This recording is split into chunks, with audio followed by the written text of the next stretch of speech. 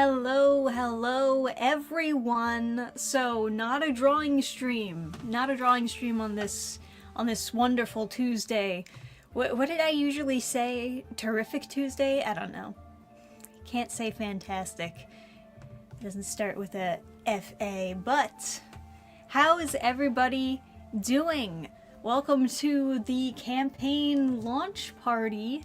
We'll get back to doing drawing streams too, of course, but today we celebrate because we finally have the campaign for Reaper Book 2. Yes, the sequel. And I've rarely done these kind of sequels, especially for this very ambitious series where it's going to be these very thick manga-like volumes, hopefully releasing one of these each year. And yeah, ongoing, of course. Even with book 2, the story is not completely over. It's just another adventure on a long line of many adventures with our characters, introducing another couple of characters in book 2. Most of them, I believe, you'll have many connections to. Whoops. Didn't know you could do that. Sorry about that. Aha! Here we are. Yes. So, there's our Kickstarter page. So far, so good. Way to the goal. And we also, of course, have our Fund My Comic page. It is my first time ever doing Fund My Comic, but it was relatively easy to set everything up. No real issues to complain about or anything.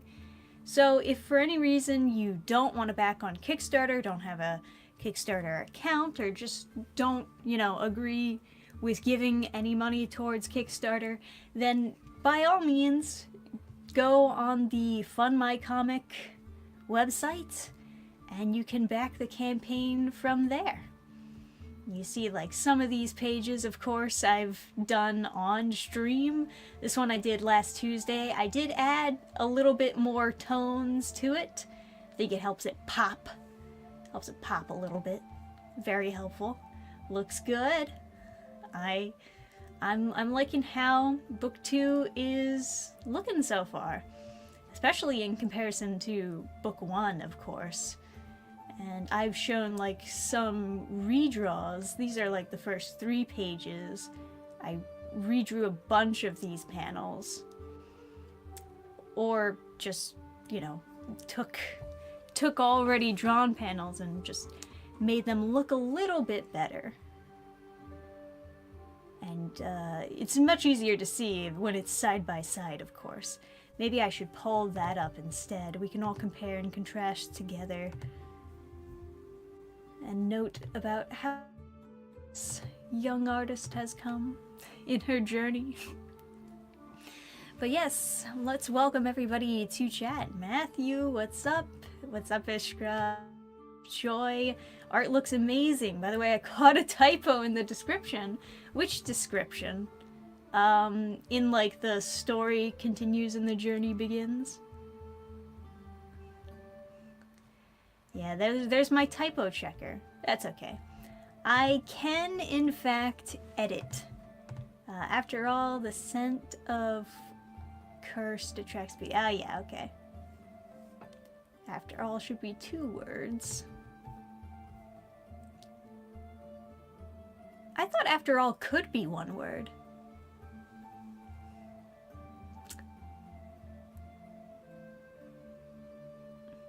I don't know. I feel like this is a Grammarly debate thing. Because I feel like I've seen after all used as 1 word. Like... It's like the pre-order. Should it be pre-order or should it just be 1 word, pre-order type thing?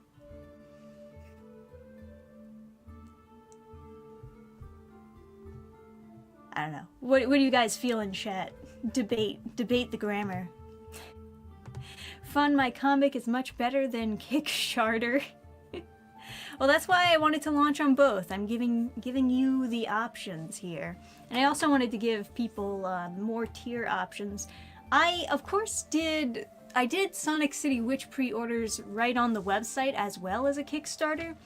Didn't do that for Reaper Book 2 for a couple reasons. I think most importantly that there weren't that many website direct pre-orders for Sonic City Witch, and I guess the poster was not a good incentive, was not the best incentive to get people to order directly from the website. As it turns out, not that many people care about posters, so we'll have to find a better incentive next time.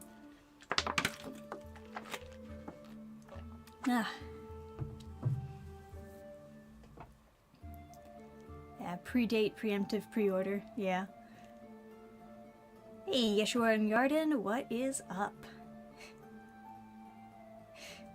Oh, Arcane Season 2 not so good? I heard mixed reviews on Arcane Season 2, honestly. I heard someone say that it was just as good as the first one. I heard someone say that it was, like, fine, but not as good as the first one. This is the first I've heard that it, like, completely and utterly sucks, though. I haven't seen it, of course. I've only seen Arcane Season 1, and I thought that was okay. I thought it had, like, moments where it really shined, and then moments where it was just, like, kind of boring. It was just kind of boring and generic. I think the beginning of, like, of Arcane, it really shined, honestly. After the time skip, I felt like this dip in interest. But maybe that's just me. Anyways, hope everything else is going good. There's a lot of things that I'm not really completely up to date on. There's a lot of stuff where I'll like watch the first season and then just never get caught up when it releases new seasons. I guess that is true for a lot of people out there, though. Let's see, you love Reaper and the shoehorned waifu in Book 2. You got to have the big titty waifu. You know why, right? Because no one's interested in backing unless there is a big titty waifu. I need her there so that people don't think that this is a gay romance. That's her real role in the story. And of course, you gotta sell the original art. I did another piece of original art with her. That was like, it wasn't a headshot, it was like a waist up piece with her. I chose not to sell it on the campaign though, because I didn't think it was that good. But I don't know, maybe I should have put it up anyway. Even the headshot is like, it's fine. I'm not gonna trash my own art, but... Yeah, I already showed the werewolf before. I didn't actually think that I was going to put this piece up on the campaign, honestly. I ended up putting it up because I did another piece with like the co-character here, Riken. I did like a headshot of him as well, and I didn't like it as much. And I just didn't, crunched really hard just putting together the trailer for this campaign. So I didn't have enough time to do a new art piece of him. So instead, I just sifted through what other art that I had done, and there was a werewolf piece, and yep, there are werewolves that we will be encountering in Reaper Book 2, so makes enough sense, yeah?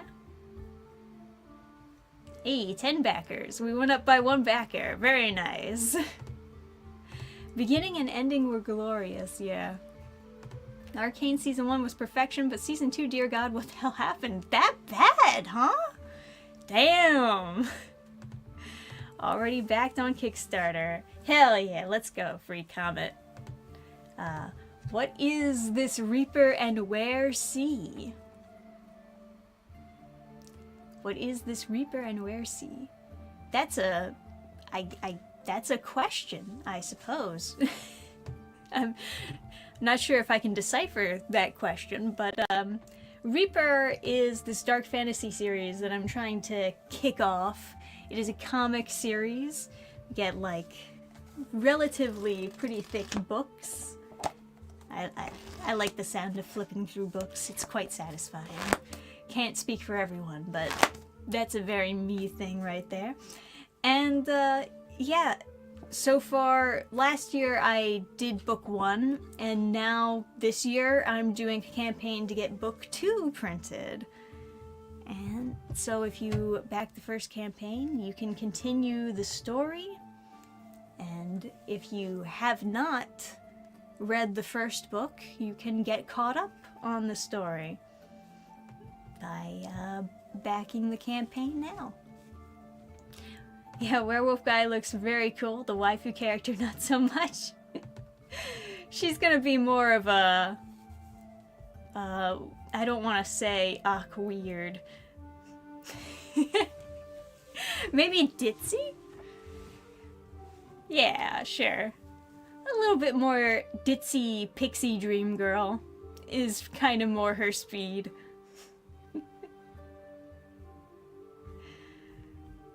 But yeah, it'll be a fun adventure. I think we'll all have tons of fun. Now, yeah, no joke, we're almost talking like early Game of Thrones compared to Season 8 type of writing shift. Damn. Weren't they all like the same people working on it though? Or did they get switched out? I thought it was just the same people, just continuing from where they left off. Ugh. But then again, I mean, writing skill can deteriorate. Especially when you have like outside voices in your ears. It's like a big critique of executives having a production committee have power over the writing team and like just telling them basically what to write in there, even though it doesn't match their vision at all. And then it all turns to shit. Because sometimes, you know, the higher ups don't know what they're talking about or just don't care about quality and just want to push something else in the... I loved Reaper Book 1. That's good to hear. Misread it as... Man. Alright. I feel like that's like a Rorschach test type thing. Or the ink blot. Yeah. Ayo everybody. Got 10 backers, almost halfway funded. Yes! Let's do our best to get all the way funded, shall we? The writing team went from 10 down to 3 or 4, I believe. Maybe the ones let go were the real talent. Yeah, who knows? 10 writers, that's a lot of writers to be on a TV show, though. Not that that's completely uncommon, but I do think that there is an issue with too many cooks in the kitchen.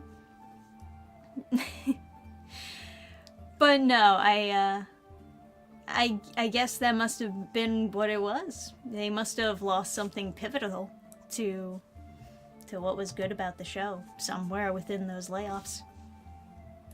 Writers changed in the final season for Game of Thrones.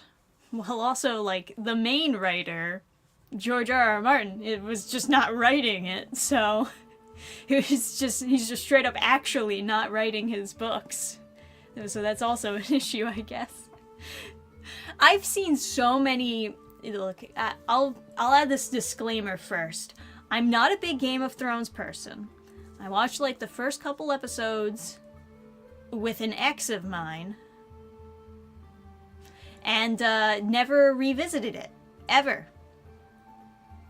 But I found it very entertaining to hear about the final season, hear that people were upset about it, and then watch all of these different video essays of people just bitching about the ending of Game of Thrones. They all have all kinds of different reasons that they're pointing out that they're upset about with how it ended. Fantastic. Glorious. It's, you know, maybe it's more entertaining for me because I have no horse in this race. Like, it doesn't crush my soul the same way it does for them. But in general, I just like to see people who are passionate about something and who put in the thought. When you're putting in the thought with what you're watching or what you're reading in order to accurately critique it in this way, I appreciate that. I do. I appreciate that with anything, really. Just people who are thinking about what they're actually consuming. 'Cause not everything should just be dumb, just dumb consumable garbage, you know? It's worth having relatively high standards for what you pay money for.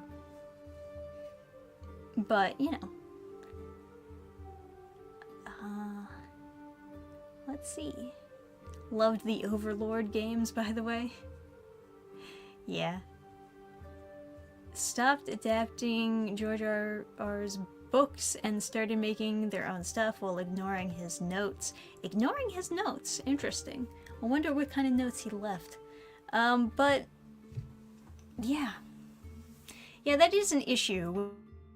The writers and then the TV show, the real writer and then the TV show writers are like at a race with each other. It happens all in anime and manga, for sure. And they've dealt with it in very funny ways in the past.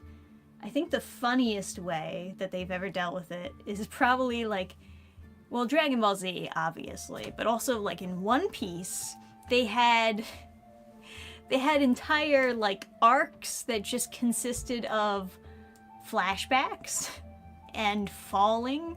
Oh my god, Enies Lobby, when they were like kind of tied at the race there. They needed to give Oda some time to come up with the next chapters. And holy crap. That was so funny though.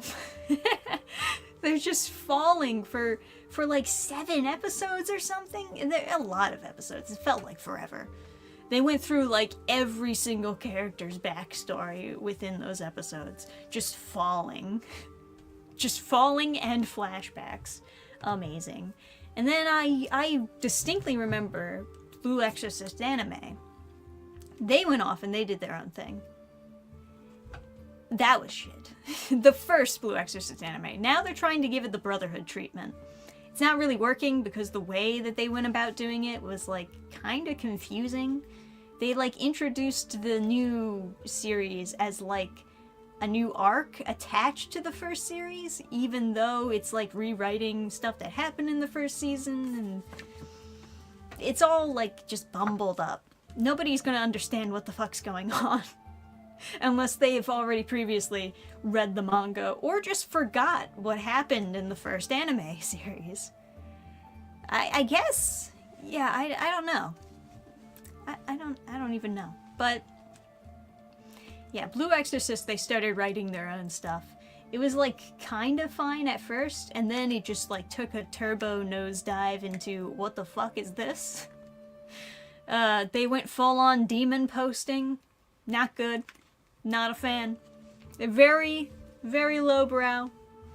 We don't do demon posting here. In case you haven't heard. But the manga did not go that route. It's significantly less demon posty, although, you know, things also get weird in the manga way later on, but at that point, at least, it was relatively normal. And then there are also examples of anime that goes off the rails of what the original writer wanted, but wasn't bad, or at least was not super bad. Like Full Metal Alchemist, the original anime, they went off the rails for what the manga had in mind, while, you know, waiting for the original writer to finish writing their things, right? But it was still well written enough and interesting, at least until the ending. The ending was a little bit like, what the fuck? But they had like some sort of movie deal, right? So they were trying to set up something for the movie. Even though it was like weird. Some random multiverse shit, whatever. But the reason why they were trying to set it up for the movie, yeah, sure, okay. There was a lot of interesting stuff, though, that was rewritten in the original Full Metal Alchemist anime, and I wouldn't really just pass it off as bad, even though other people might. There were bad choices, but by far, there were also bad choices made in the anime when they were rewriting stuff, but not all of it, you know? Hashtag, not all changes are bad. And in a lot of ways, I actually prefer the Fruits Basket original anime to the Fruits Basket manga. It has significantly less incest, so that's helpful. I'll take any rewrite that writes out the incest. That's great. Anyway. The showrunners were busy gearing up to jump ship to make Star Wars. Yeah, okay. It's like J.R.R. Tolkien leaving The Return of the King to Peter Jackson. Yeah. Miss Fan, it's unusual to be streaming at this day. Well, that's because we have Reaper campaign. It's reaping time, my dude. We gotta share the great news of Reaper Book 2 funding now. We got a fun journey to go on ahead of us. And here. Yeah, it's time to reap. Exactly, Adam. Took so long to post that. Oh man, is it like not working?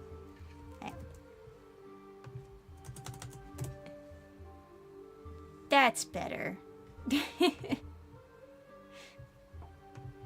Yeah, what we got? We got 11 backers, and we're over halfway to the goal on Kickstarter. Hell yeah, doing great. We're killing it, guys.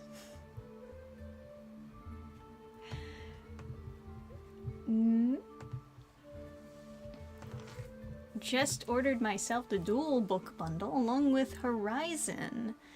I guess the Horizon Quest add-on. We do have a couple of add-ons. Let me see. I think what I put up there was the Horizon Quest comic.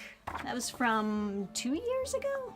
Oh my god, time flies, huh? 2 years ago I made this? Whoo boy. Yeah, that was a fun comic to work on. And I also put up Sonic City Witch. Classic, right? That one we just finished up at the beginning of this year. That was a relatively smooth campaign. So if you missed out on this one, feel free to pick that up as well as an add-on for Kickstarter. It's a thick boy. It's like basically, I think this is the same page length as, yeah, it's about the same page length as Reaper Book 1. Although you wouldn't be able to really tell because, like, you know, different paper qualities and different size and everything. But you get a lot of bang for your buck. So yes, feel free to check that out. Check out the add-ons, check out all the goodies. One of the more exciting goodies we have on the campaign that I'm excited to show. I also have like the video, but I have, and some of you remember this from the first book, soul vials. We got the soul vials. I captured real souls and I put them inside a vial specifically for this campaign, because that's just how psyched we are. So yeah, these were, the reason why they're limited, of course, is because they're homemade. I didn't go to any particular special place to make the soul vials, but this was interesting. This was an interesting little project. I'm glad I got it to work and for the most part look normal. But yeah, that had to do with some resin. I actually made like, what did I make? Like 18 of them. But I want to pick out the best of the best for the people who back the campaign. So I want to make sure that you're only getting the ones that turned out as good as they could be. So yeah, so this is glow in the dark. The souls do glow. They are blue. I had green ones as well. That was like the original beta version, the test version, before I ended up on these. But, you know, the green just wasn't doing it for me. It felt like a little bit too Halloween-y and a little bit less magical and spiritual, or, you know, whatever other word. So instead I went with blue, and lucky for me, there is blue glow-in-the-dark paint at Hobby Lobby. So that turned out pretty good, and I got them on a string, and you can wear it around your neck. And then, yeah, you too can be a Reaper with a soul vial.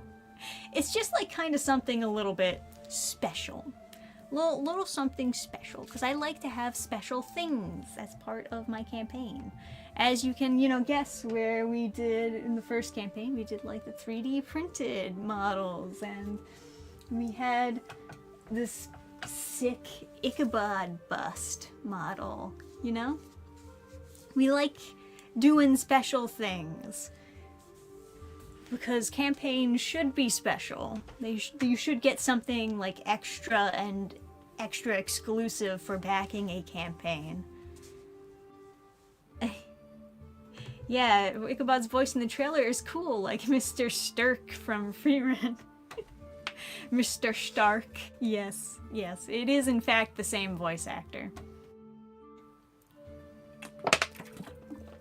Yeah, there you go. Reaper and Freerun crossover. You gotta have it, especially after my demon poster video blew up.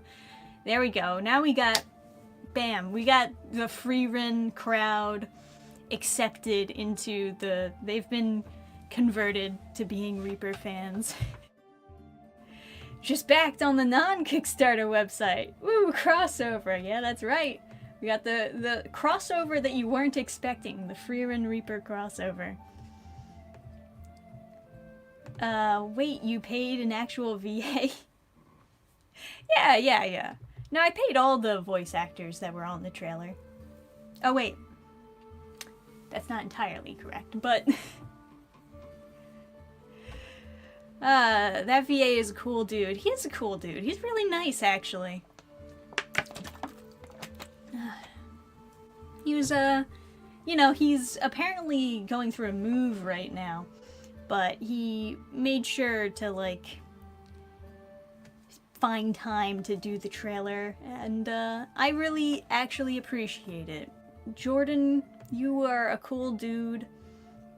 Thank you for, participating in the Reaper trailer. It was an honor, my guy. But, yeah, very, very cool stuff. And then we have other fun crossovers, so long as we're talking about crossovers, right? We have some guest artists on the campaign as well.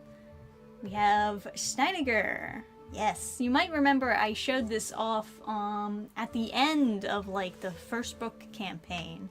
So now we're gonna include it in book 2.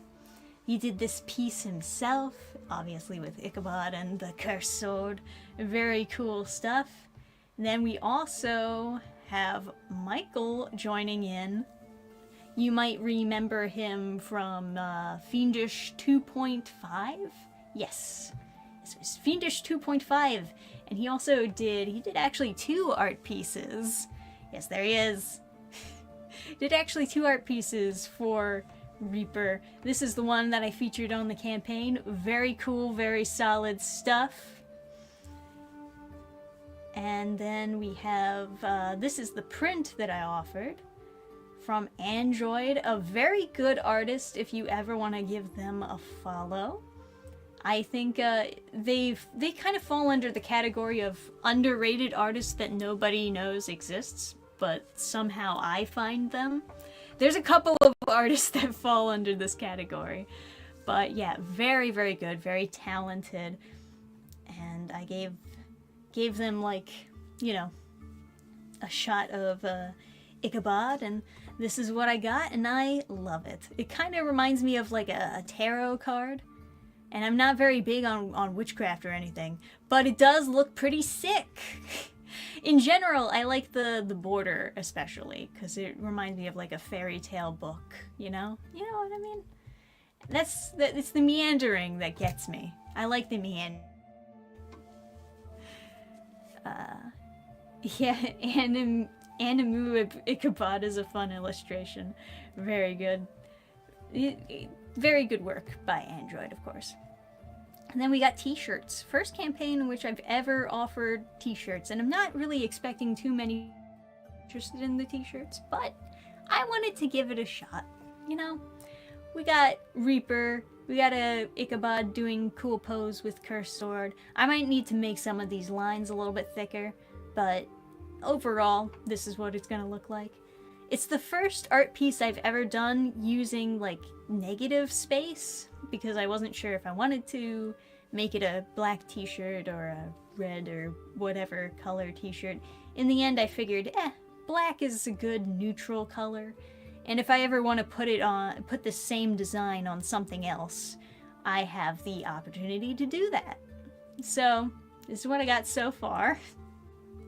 We got Ichabod doing cool pose, you know, the logo, so people actually know what this comes from. And we got some Latin. It's a Bible quote, because Christian inspired fantasy, you gotta put the Bible quote in there somewhere. It is relevant, of course. I believe it... Should I even tell you what it translates, or should I make you do your own research? I don't think I put a translation on the campaign page, actually. Yeah, I think I was just like, ooh, look at this cool thing.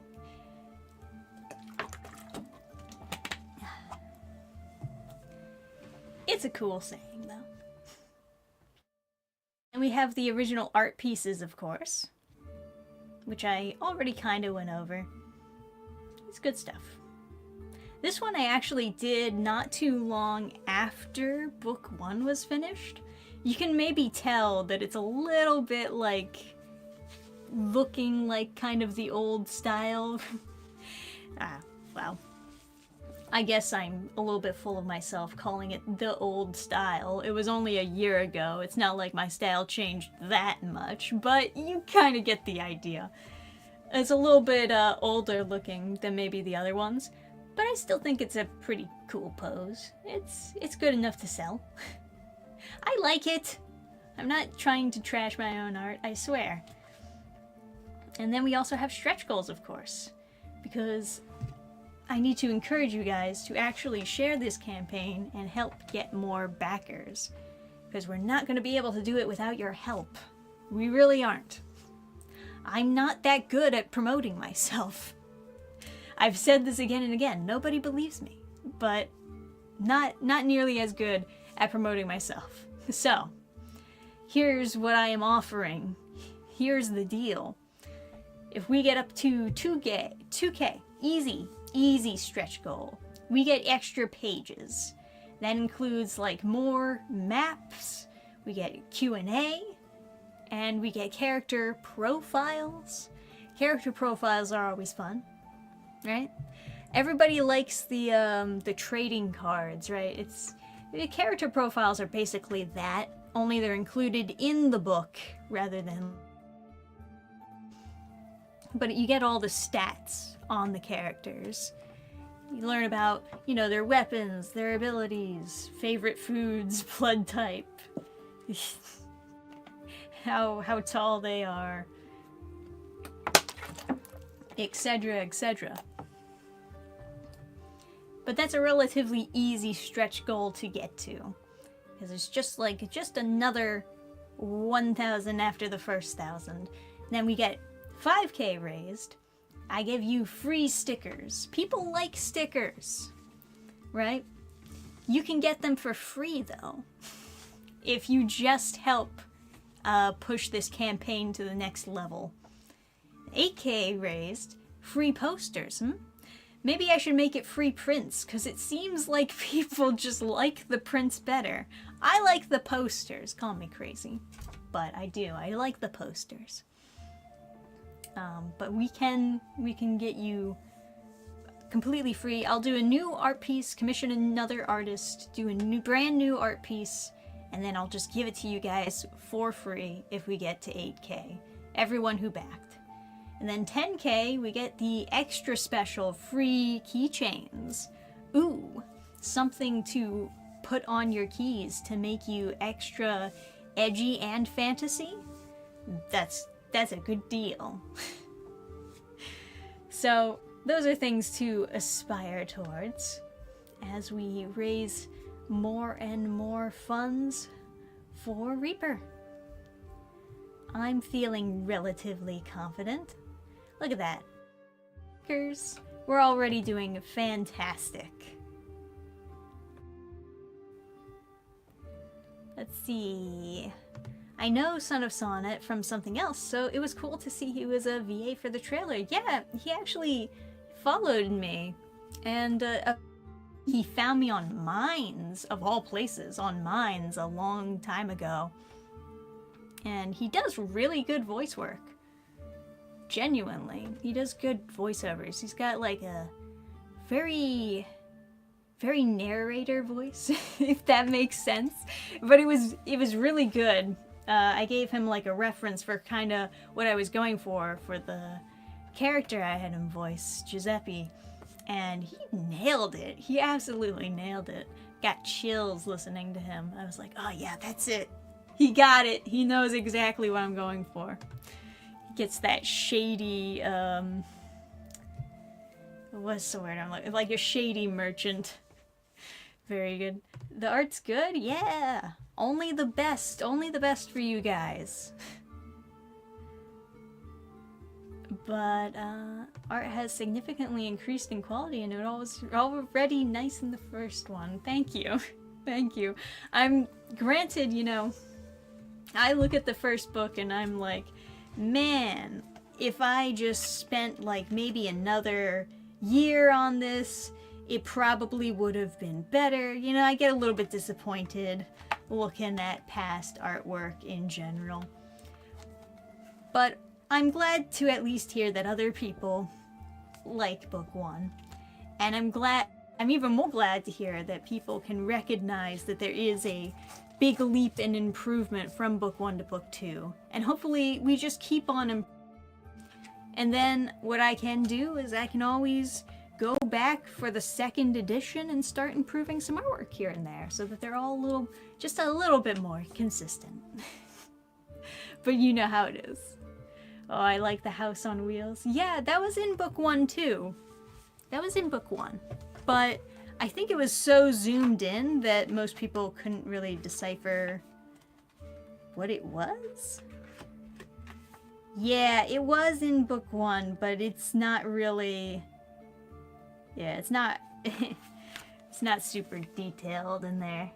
That's the carriage, but you can't really see it. I put it mostly in shadow, which makes sense because I'm not a super good artist. Or at least was not a super good artist drawing it, so I was like, yeah, I gotta make sure that nobody sees how bad I am at drawing by putting everything in shadow. If it works, right guys? Yes, stickers. Very good. I hear that Shane Davis has special glove stickers. I don't know anything about that. But yeah, artist regret, but it's a sign of progress. That is a good way of seeing it. That is good. I mean, that's the only way you can get through. You just got... Every artist kind of develops their style as they're working on any project. You even look at manga. like the first volume, compare it with the last volume, and you can see that there are slight changes in how the art is done. Not so extreme that it looks like two completely different artists drew it, but you know, you get this slight development in a certain direction.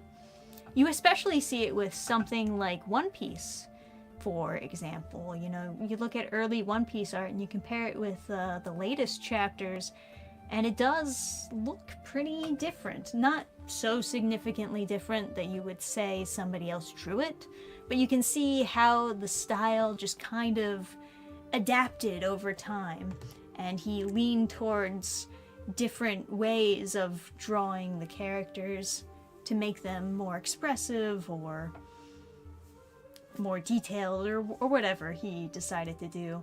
I think the early One Piece art looks a lot more like kind of cartoonish, and then the later One Piece art looks more like it's kind of developing some sort of medium between the original cartoonish style and then more so modern anime style. It's like trying to balance it out a little bit.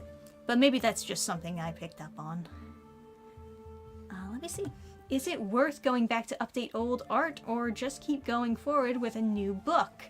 This is a question many people struggle with, of course. So, like, I'm going forward with book 2 before I'm touching book 1 again, right?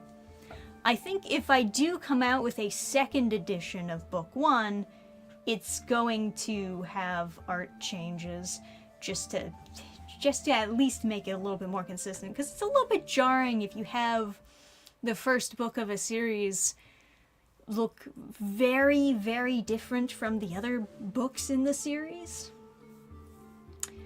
And, you know, not that I would have to change all of the art. For a lot of it, you can kind of just leave it alone, and for the most part it would be fine. You just want to focus on the panels where you can tell, like, you rushed through it, or the contrast is not so good, or you're using a brush too much and it's painfully obvious. You know, stuff like that. Or, you know, just sharpening up details in the background.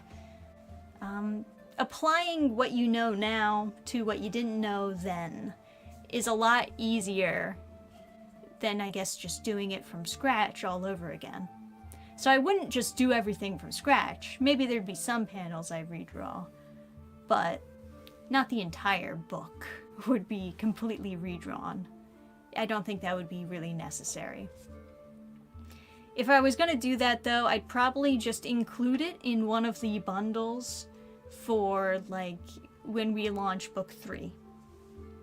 So right now I have extra copies of book 1, and I can just, like, focus on pushing those out for the book 2 campaign, for people who want to get caught up, or maybe just want to have the original version of book 1 before I do any changes to it. And so you can see the most authentic version of it. Because that's another thing that people get hung up over. If they see a changed version of thing, you know, they're like, well, what was the original version like? Oh, there's no copies of it out there. Ah, shit. You know? So, if you want to see the original, the most authentic version, you would want to get the first edition. But if you want the more polished version, you would want to get the second edition. That would be my general take on it. But of course, there's a lot of nuance to be added in there. Yeah, it reminds me of George Lucas going back to fix the original, and it changes it sometimes not for the best. I think for art, it would mostly be for the best. Because, well, you know. The artist, I'm not changing, like, story elements. It's just, like, details and making things pop, making fight scenes better, etc., etc. But, you know, Oh, saw the Earth the day blew up yesterday. I heard that that was pretty good. I've heard very good things about it. Yeah, one small step for fan, one giant step for fankind. Goddamn right, George. I love the charm of artwork changing. It's fun to see the artist's journey and how their style... There's a lot of good examples of it. It can be kind of inspiring in a way. I mean, even one. People bag on one for being like this terrible artist who just managed to get success over pure luck. But even he has had some good improvements in his art, just not even by taking lessons or anything, but just, you know, understanding the medium better as time went on. And, obviously One Punch Man is drawn by a different artist who just took his webcomic and switched it up a bit. But Mob Psycho 100... Some kid screaming outside. Mob Psycho 100, the manga, is all his artwork. And it's not that bad. Not that bad, honestly. I mean, sure, it's not the modern manga style or anything, but it's still plenty enjoyable. Yeah, it's cool to see the subtle changes over time when you reread a longer series. Oh yeah, oh yeah. I still find myself a little bit surprised when people look at my old art and they say that they like my style. And, you know, once again, I'm not gonna self-deprecate. I'm not gonna do that on this stream. But I would always kind of, you know, raise my eyebrow to that. Is like, what does that mean? Do you actually like the art, or do you like what it could be if it was more polished? You know what I mean? Do you like what it theoretically could be if I polished it up a little bit, you know, perfected the style? Because the way that I imagined some certain panels in Reaper Book 1 in my head looked completely different because I was imagining the best version of the art style. But then when I open the book and I see these super old panels, I see that it's like different than what it looked like in my head, because in my head I'm imagining it being the perfect version. And then this is, you know, because I was not super experienced doing art, it's the less perfect version, for lack of a better word. But you know what I mean. So when I hear other artists, especially super professional artists, saying that they enjoyed it, I think maybe what they're actually enjoying is like the idea of what it could look like if it was perfect. Because that's kind of my mindset, personally. Not that I'm self-deprecating. No, we don't do that here. Never. Absolutely not. Okay, sorry I got to get back to work, but I got you in my history so I can find it later. Please check email. Will do. Will do, man. The Cursed Sword is a very interesting way to limit Ichabod. Can't wait to see how you utilize it. Oh, do we utilize it? No, it's going to be very fun. It is, yeah. It is, as they say, a double-edged sword. Get it? Anyway. It can be like a very bad thing as well as a very helpful thing, depending on how it's used. But of course, it's mostly a bad thing. It's mostly going to cause him a lot of trouble. Especially because, yes, monsters, as I've said on the campaign page, as I say in the trailer, monsters are attracted to curses, which is a fun way of introducing why they have to fight a bunch of monsters all the time. It's perfect. You see, because, like, you think about other anime or whatever out there, there's always some village just getting fucking destroyed by a demon or a monster or something, and it's like, why? Well, what did they do to provoke the monster? What happened? Why did the monster... One day the monster just decided to destroy the entire village? That's kind of a douchey thing to do, right? Now we give, like, kind of a reason for it, is my point. Monster, attracted to the curse. They're either, like, irritated by it and they want to attack it, or they like the scent of it and they want to attack whoever is carrying that scent so that they can get the scent for themselves. But, yes, that's going to be a problem for them, of course. This is making me want to reread Reaper Book 1. Well, it would be the time to do so, because, yeah, it'll help refresh your mind on what happened in Reaper Book 1 for when you get Reaper Book 2. Anytime a sequel comes out, that's usually what I do, is I revisit the first one to, you know, buff up my brains. Yeah, good art makes the difference, even with the bad, meh, or convoluted plotting. The long Halloween without Jim Lee? Nah. Let's see. Dan Fan. I will always have good memories of the Street Levelers. Story, art, and all. That's very sweet.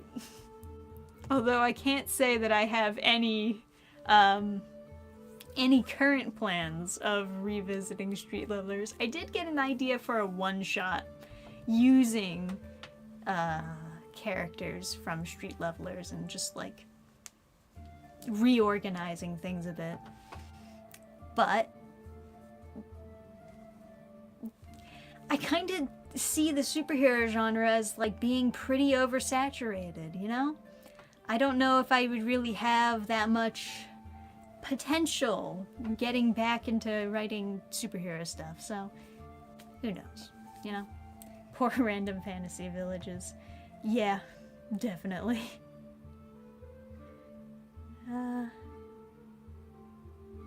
Demon Slayer, a horrible story, but is considered one of the greats because of the animation. Is it now? Yeah, I don't know. Demon Slayer does have a very unique art style, and I think that pulls a lot of people in, for sure. As far as the, like, concept of it, it's kind of generic. Just a little bit. Just a little bit generic, you know, like, he's gotta learn how to be a demon slayer, save his sister, who's becoming a demon. Yeah, sure, okay. Yeah, that's fine. It feels like, I only watched, like, the first episode or two, and, like, some random one-off episode. But it felt very Naruto-like when I watched it, and maybe a lot of people have a lot of nostalgia for that type of shonen style of anime, which makes them very much connect to Demon Slayer, because they're like, oh my god, it's just like the anime I grew up with, you know? It's that classic shonen feel. I didn't grow up with Naruto either. I didn't watch Naruto as a kid. I didn't get that same connection with it. Obviously, you know, I didn't continue watching it, but I didn't think it was horrible by any means. It takes place during an interesting time period in Japan also.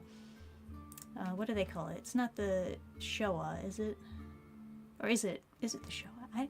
I don't know that much about Japan history, but it's like, it's kind of that interesting in-between with them getting technology for the first time, but, you know, it's not super advanced yet, but you get the telephone wires at the very least. It's interesting, right? Yeah.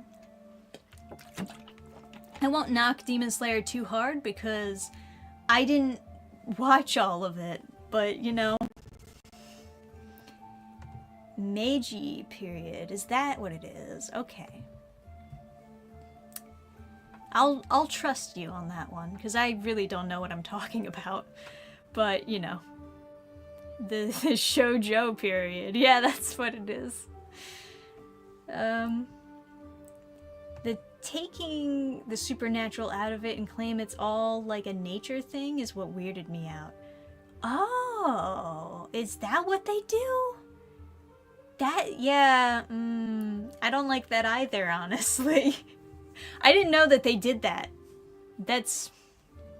Okay, so the demons are nature.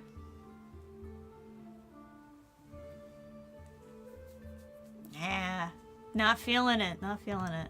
It's not my thing. That's a big Narutard. I was pretty mid on Demon Slayer. I love that. I love that saying. Self-described Narutard.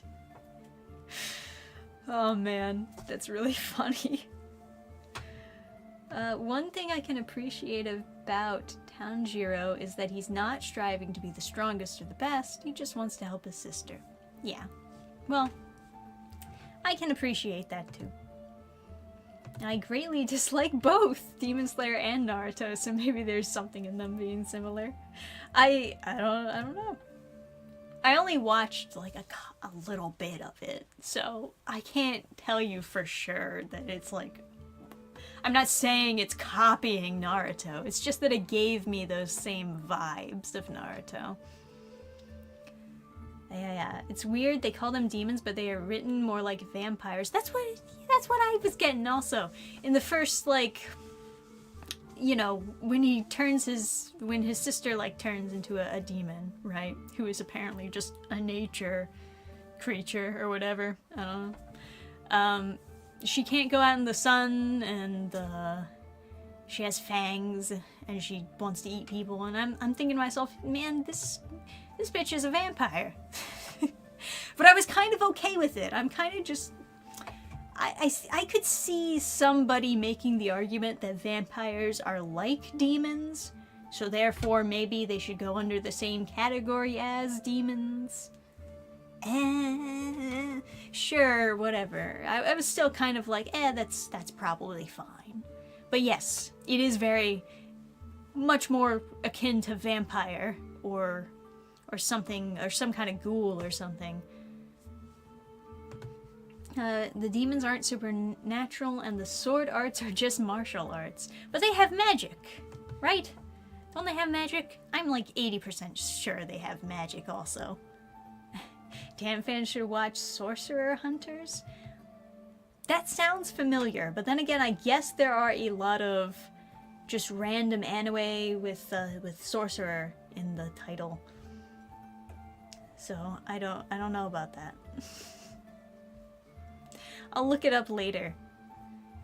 I'll do that, and we'll see if it looks like something that I would enjoy.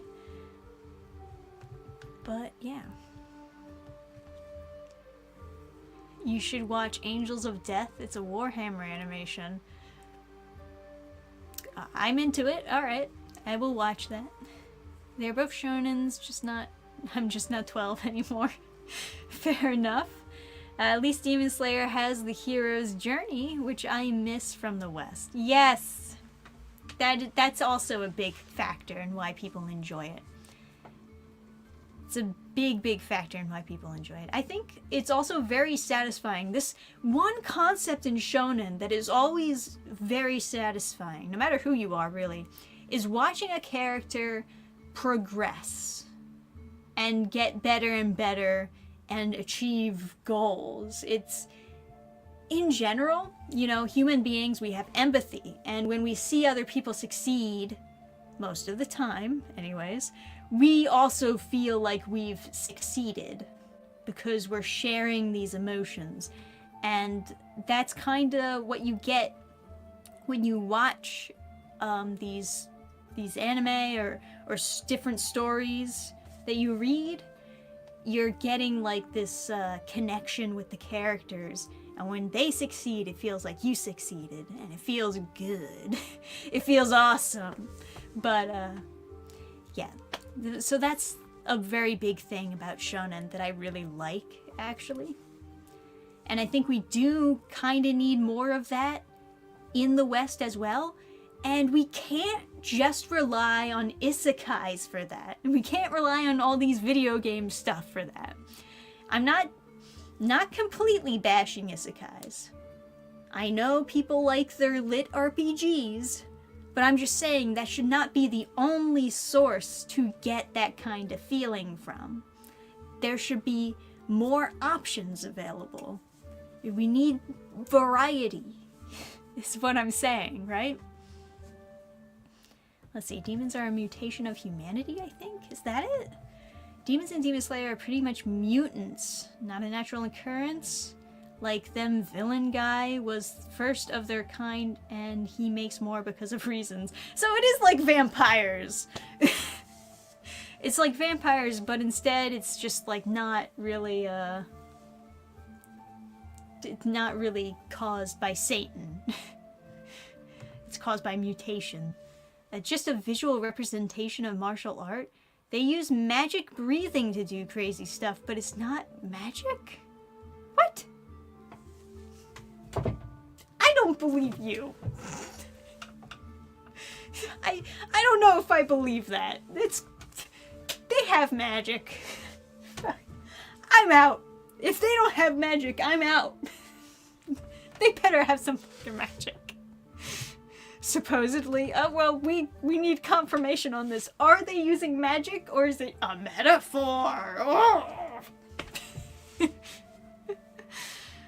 Oh, man, Those Who Hunt Elves is another fun anime. As is the Slayers series. Yes.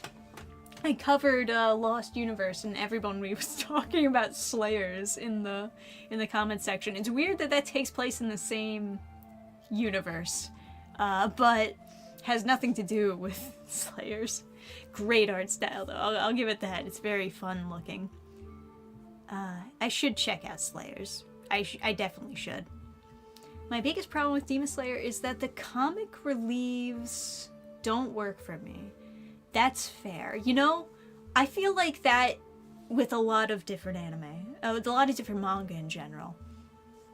There's... You know, they need to put in some sort of comedy in there. But they usually resort to tropes. And a lot of those tropes are very boring and not very funny. And usually when that's the case, they just turn into an annoying background character that is detracting from the story, detracting from all of the interesting things. And I totally get where you're coming from, honestly. I can make a whole list of comedy relief characters that I absolutely hate. There's a lot of them out there. Yeah, what is the difference between demon and vampires? Aren't they both evil?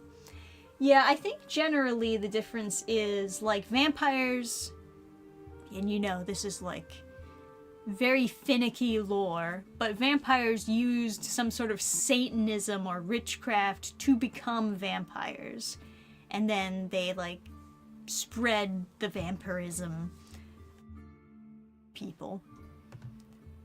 That's usually what the origin actually is, although there's plenty of origins where there's, like, an original vampire who was just always a vampire, which strikes me as a demon. If you were just always like this, you're probably just a straight up demon. You know, you lived for ever since the world was created. Okay, you're a demon. Just, you're not godly, I know that much, you know? But that's what I'm saying. There's no water coming out of swords. That's bullshit. That's bullshit, man. You need the magic.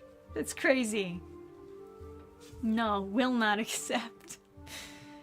Yeah. And they're legit swordsmen. Boo! Okay, to some extent, I have a little bit of respect of them trying to use actual swords and martial art techniques. That's fine. Obviously, I also do head nods to that in Reaper. But magic? If you're already gonna do, like, demons and supernatural mutations or whatever, magic. Why not? Why not magic? Otherwise, aren't, like, the mutants just better? They can do cool stuff. It's fine. It's fine. Whatever. All the mystical breathing is just bullshit. It has no tangible effect on the world. It just looks pretty. Yeah, it's just some pretty special effects, I guess. Black Butler was one I couldn't get into because of the weird tone.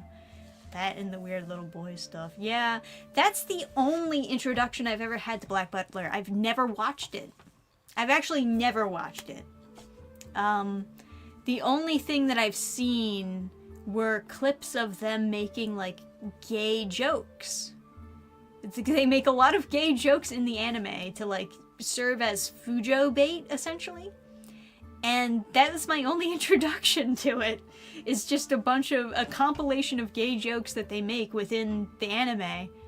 But I've never actually watched it. I have no idea what it's even about. I know that the main character, like, cross-dresses, though. But I have no idea what it's about. What is Black Butler about? I don't know. Because the fans don't talk about the plot. They only want to talk about the gay. Anyway, there's a little tangent rant for you. In general, I feel like, as a good rule of thumb, you usually want to stay away from the series that the Fujos like. That's usually just how it is.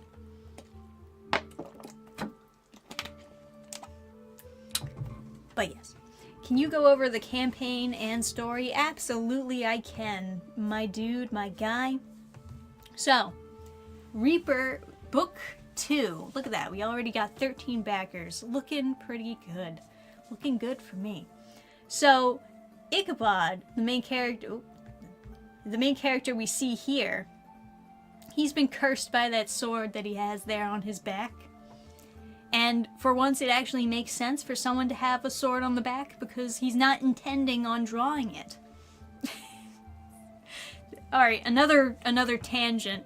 Yes, it is difficult, if not straight up impossible, to draw a sword from your back. At least with a normal sheath. You would have to make a special sheath to make it possible. Moving on. So he needs to go on a journey to have a priest remove his curse for him. But he lives in this lordless land completely ungoverned and a bit chaotic, to say the least. So it's going to be a difficult journey for him. On the way, he meets someone else who is also cursed, and the two of them travel together. Yes, yes, yes. And that is the general gist of it. On the way, they, of course, also encounter monsters, because monsters are attracted to curses. And they meet cute girl. They meet big titty waifu on the way as well. You gotta save big titty waifu. And also get their curses undone. Good stuff. I think you'll like it.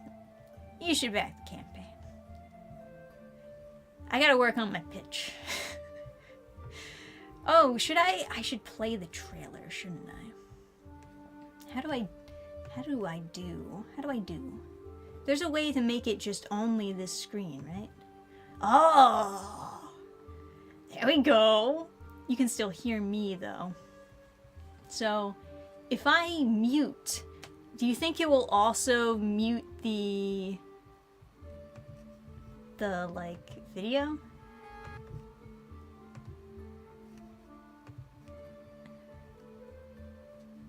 And then I also have, like, music playing in the background, so I guess I can mute that as well. And then, do you just tell me if there's no audio? Is that the deal? Can you do that for me? Because if so, I'll just start from the beginning. Sorry, I'm chaotic, aren't I?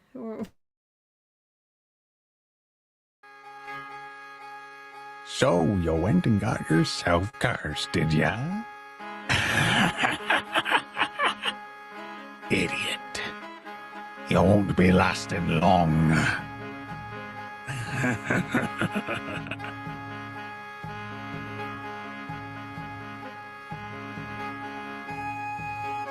The wound I got from the sword can't be sewn shut or healed with magic.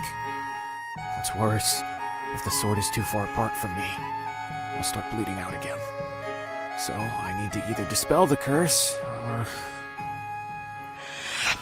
or I don't know.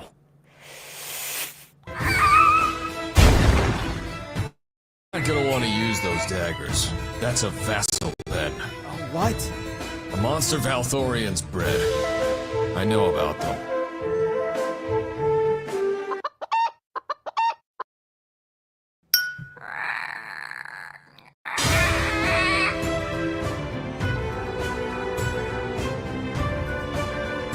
Monsters like the Saint men can't get enough of them, and your bones are ripe for gnawing. All we have to do is wait an hour until it exhausts itself to death. That's so stupid!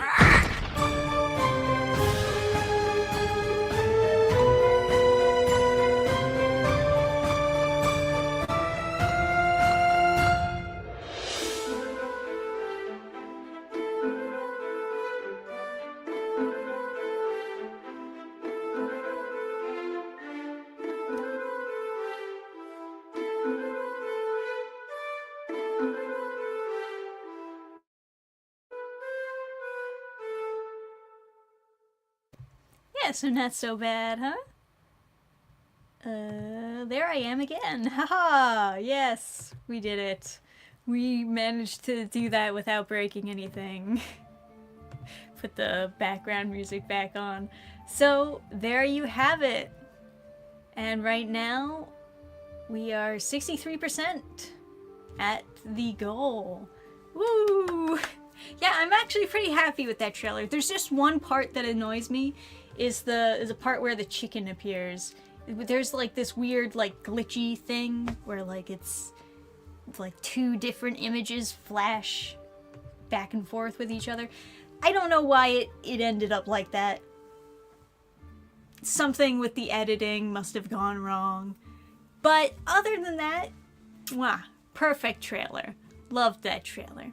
Got a nice balance of like some comedy and some cool shots and whatnot. You know, another nitpick of the trailer, the tones. I'm using screen tones, and so it looks a little bit awkward on the eyes, you know. Something about screen tones, man. When you move it, it just starts all these different patterns. Well, you can kind of see it on the GIF that I have down here too, where it like looks. It's not like, it doesn't completely ruin the art, but you see that it just like looks a little bit like boxy, like plaid or something. I don't even know. How would I even describe what screen tones do when you move them? But like other than that, good trailer. Solid trailer. Obviously I would put even more scenes within that trailer, but it's a little bit rough because obviously there's so many more pages to do. There's so many more pages left, you know? So I had to essentially, instead of doing the comic chronologically, which I usually do, I like to do comics chronologically, work one chapter at a time. But instead of doing that, I was doing the pages that I thought that I would need for the trailer specifically. Or at the very least doing the panels that I thought that I would need for the trailer specifically. So there's that. And so I ended up doing very random pages. But I'll go back to doing it chronologically now that the trailer is finished, the campaigns are live. Reminds me, should I like refresh? It's kind of still the same on Fun My Comic. So not much update to go on there, but you know, very good art. Wow, thank you very much. The GIF is cool, has a cool scale to it. Yeah, well that's like the money shot, right? And it is kind of special for me personally to do this kind of shot where it's like a landscape, because I don't normally do those. I think this might be like the first, at the very least in black and white, that I've attempted to do like this kind of shot, really. I did like, okay, so if you want to like compare and contrast old art, let me pull out Horizon Quest. So like, I wanted to do a landscape shot like that for the first Horizon Quest. You probably can't really see it that well, but it's like fine, but it doesn't really look right, you know? It doesn't really look quite right. There's obviously, yeah,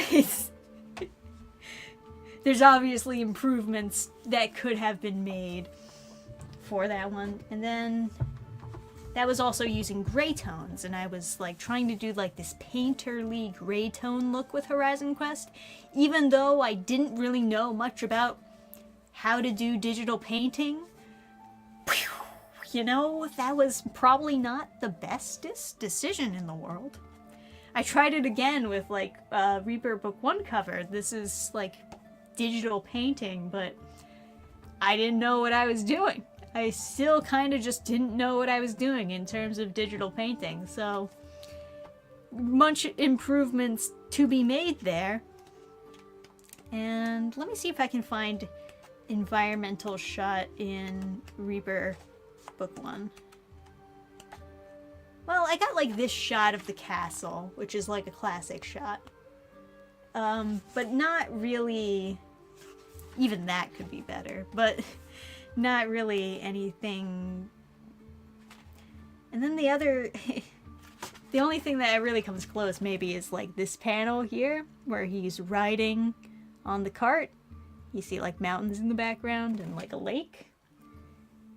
But once again, it's like all in silhouette. So, you know, basically my point is I am extending a little bit further from that to do something a little bit more complicated. And it's good. This is a good thing. You extend a little bit further at a time and slowly adapt, you know? That's how I see it anyways. So, hopefully we can get to that goal fairly quickly. Hopefully you guys will be able to help me get to that goal fairly quickly. It is important, especially on Kickstarter, when you're able to reach the goal like the first day, it helps with whatever algorithm nonsense they have going on. But that's just kind of true of any funding platform, I guess, is when you fund the first day, they consider it like a popular campaign and they'll push it a little bit more. But you know how it is. Anyway, I was going to show you some like comparison shots also, because I have like I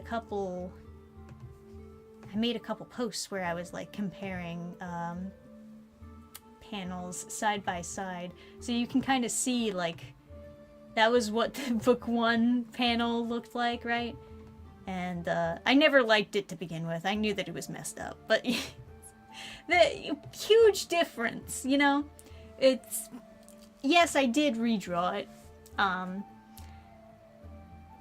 but it was worth it to redraw because it looks significantly better, obviously.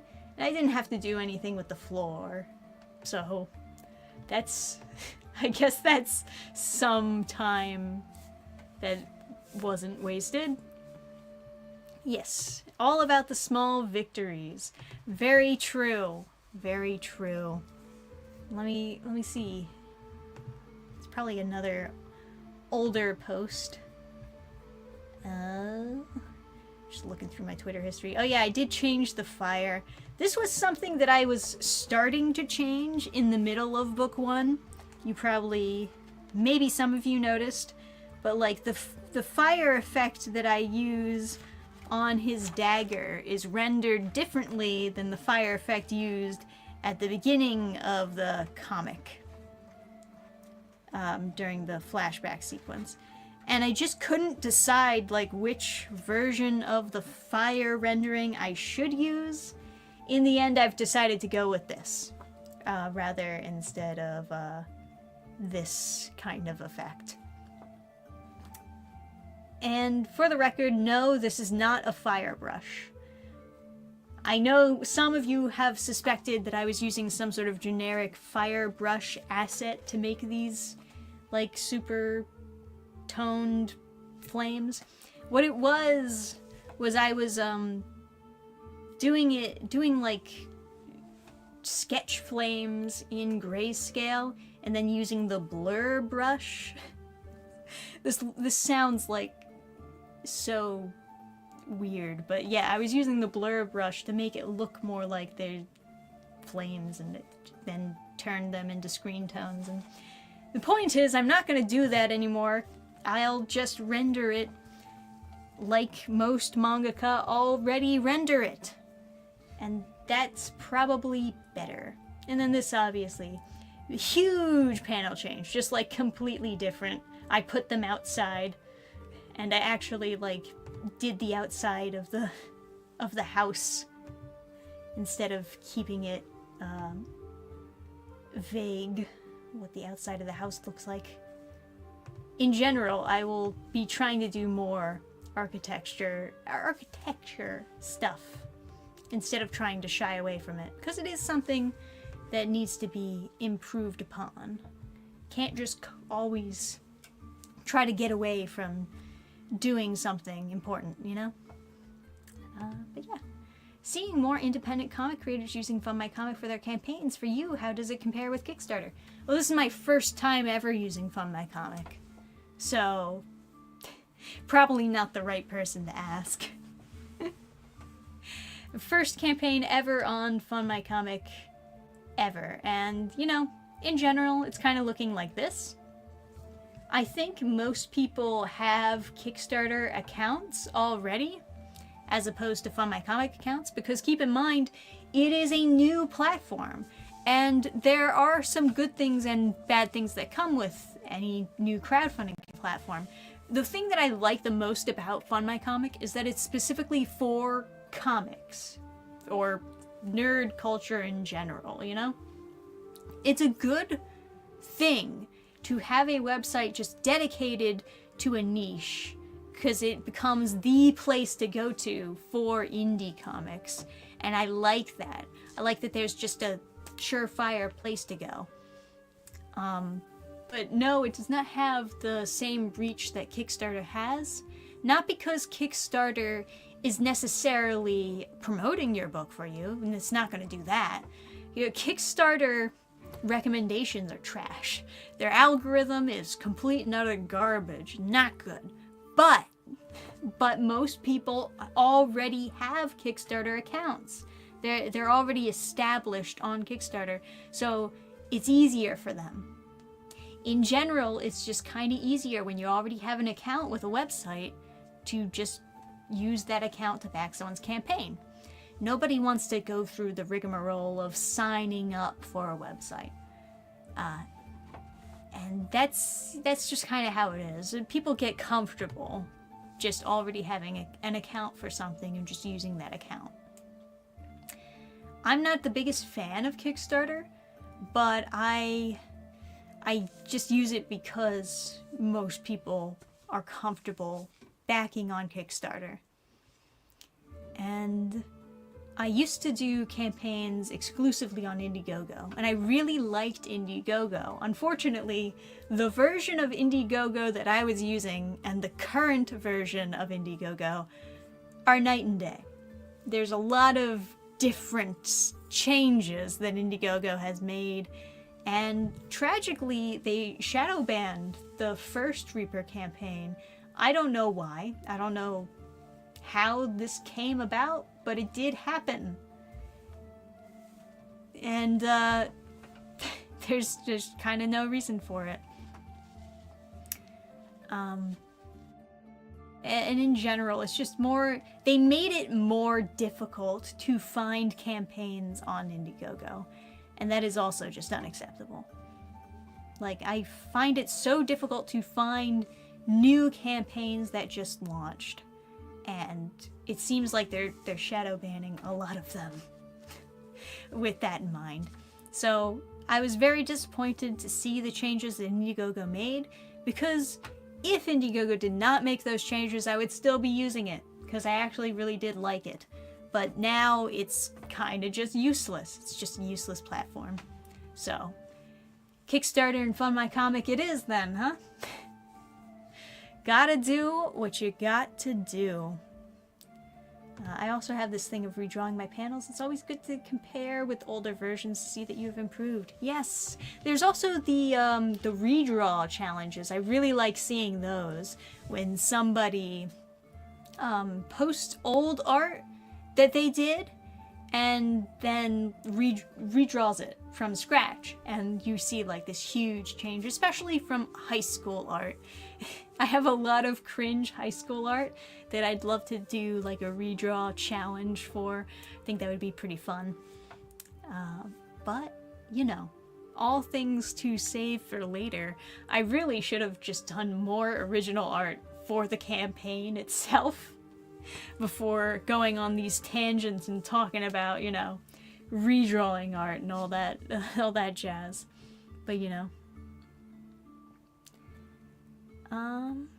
But yeah. Put your characters in a... Only 300 more to go. Keep it going, people. Yes. Let's keep on sharing the good news.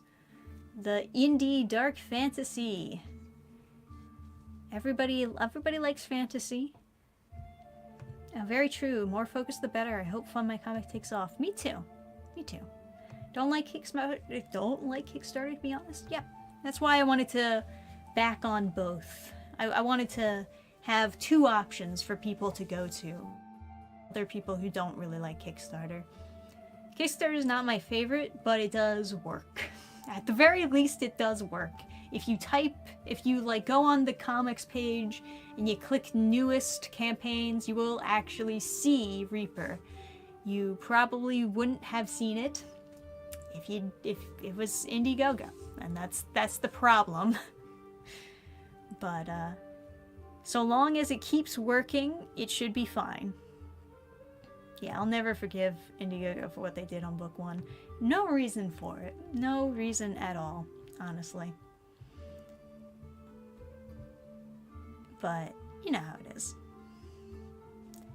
Oh, hey, David Myers. We went up quickly. It was just over 300 when I got mine. Hell yeah, yeah. We gotta keep it going up quickly. We gotta get that goal on day 1, guys. Day 1. Let's get up to that goal so that we can do better long term. Ugh. Whew. We're already 1 hour and 30 minutes into the launch party stream. Normally these streams, well, Tuesday streams normally go longer because usually I'm drawing and it just takes a while to finish drawing something. But Friday streams, which is kind of like what this is stylized like, they usually just go on for an hour. So I can already feel it in my throat. I talk a lot and say very little. But my body is not used to talking so much.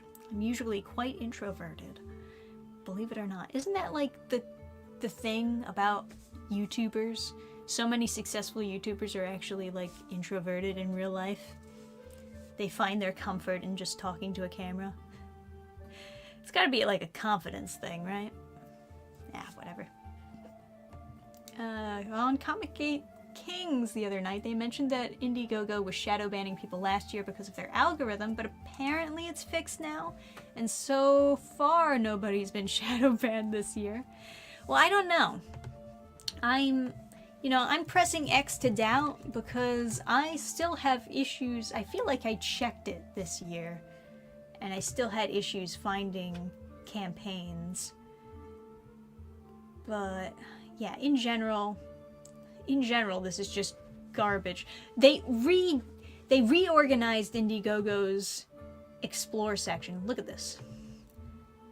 Fucking pop-ups, really? Anyway, look at this. So Explore, there used to be a category right here where it would say like comics or like art or whatever. And look at this. Garbage, garbage, garbage. What do we got at the top? Energy, tech, film, health, video games, home, phones, audio. Yeah, this is what they want Indiegogo to be for. Not for comics, not for art.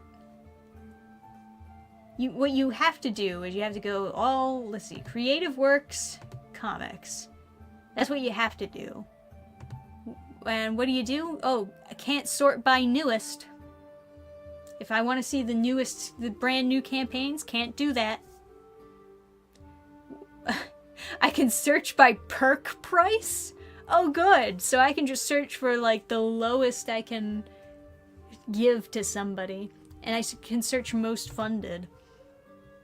And then all of these have already ended. What's the point?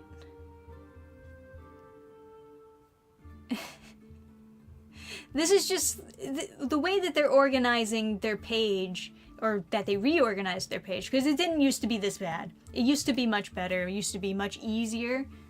But this is garbage. This is bad. This is a bad way of discovering new campaigns.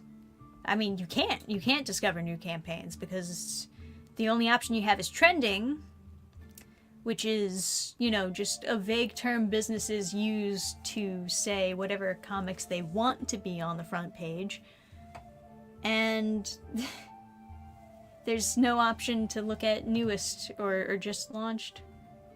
You have launching soon. Let's see, just launched. That's it. That's all they'll show you. 1, 2, 3, that's it. You can't see more. You have to view all trending. That's the only... Come on! You gotta give me more than 3? And then when you click on view all trending, it's all trending on the entire Indiegogo website. Not comics anymore. It just like undid your filters. This is garbage.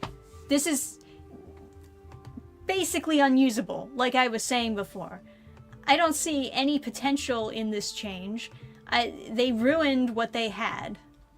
They had an organization that worked. It could have been improved upon, but it did work. And then they like redesigned their website and fucked everything up. They just really fucked with it, you know? And now everything's ruined. And I don't want to use Indiegogo anymore. They gotta fix all of their problems. It's bad. It's really bad now. But yeah. Oh, thank you. I have enjoyed the fantasy books you've done so far. It's good to hear. Good to hear it. Like Sonic the Hedgehog once said, that's no good. Goddamn right. I had another thing I backed on Indiegogo recently. That site is a dumpster fire. Immediately added to marketing emails because I backed something. Well, that's something that Indiegogo marketing emails, like for Indiegogo, because campaign, people who run the campaigns can also see your email, and they could be adding the email to their mailing lists. Like, they're allowed to do that, but, you know, it's one of those things. There's a lot of people who, like, join my mailing lists and then forget that they joined my mailing list, and they get very mad at me, but it's like, there was a sign-up page that said, join the mailing list, and your email was in the list of... It's not my fault, you know? But, you know, my web design senses are glaring at this. It's very bad. It's very bad. Yeah. Because one of the things that I used to do back during the indie comics boom, where there were a lot of indie comics coming out and they were all doing very successful campaigns. Like, a lot of them, it would be just normal for them to get over $50,000, and that's crazy for comic books. What I would always do is I would just go to, like, the Indiegogo comic section, and I would just click, like, newest or just launched or whatever they said at the time. And there would be, like, page and after page after page of, like, brand new campaigns. And I would just look through them and see if I liked anything. Just browsing through to see what I liked, you know? And then I would back accordingly. It was nice. I liked doing that. I can't do that anymore because they changed it and now it's fucked. It's forever fucked. And then there was like the controversy with the Indiegogo tips. That was really frustrating. Ugh, God. There's just so much wrong with Indiegogo at the moment, honestly. It's hard to imagine myself ever going back until they do like a hard reset. Just go back to the Indiegogo that we all loved, please. It's really bad. It's worse than YouTube search change. YouTube search is also really bad. I hate new YouTube search, where it's just algorithm driven, even when you're searching for new content, and you don't want to be in this algorithm bubble. You want to break through the bubble? No, no, no, no. Even if you search for new content, they're gonna show you old content. Get fucked! YouTube, I hate it! It's terrible! Anyway, yes.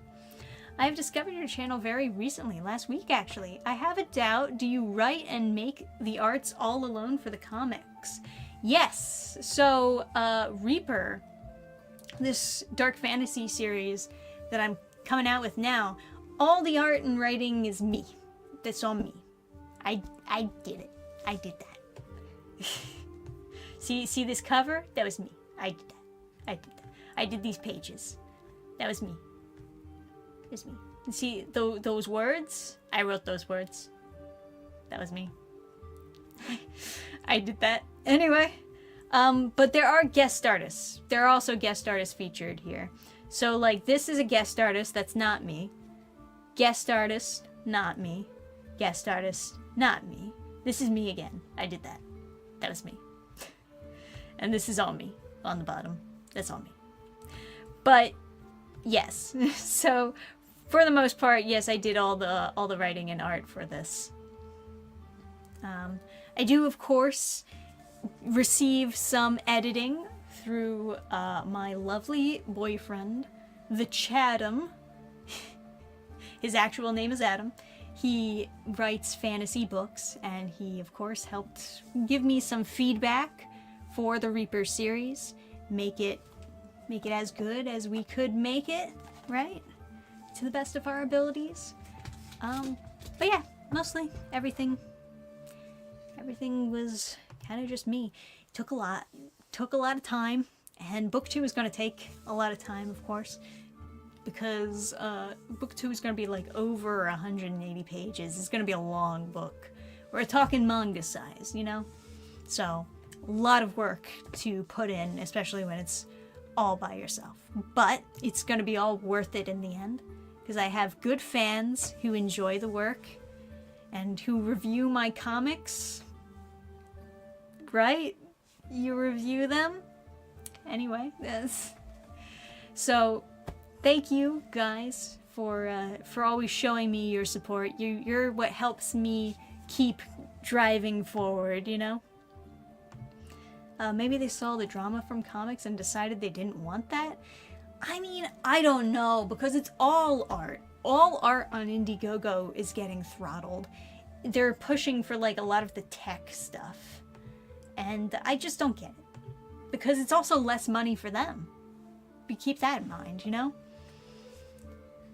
Let's see. Can confirm Indiegogo sends out a separate email from the emails I get from campaigns. Interesting. Okay. DanFan, who was... sorry. DanFan, was it you who voiced the monster in the Reaper trailer? Yeah, that was me. That was me. I did that.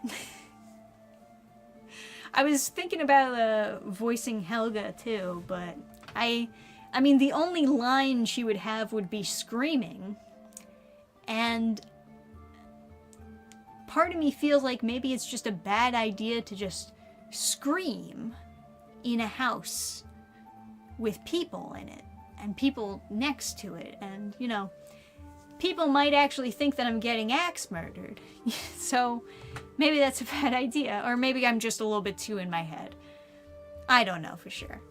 But yeah.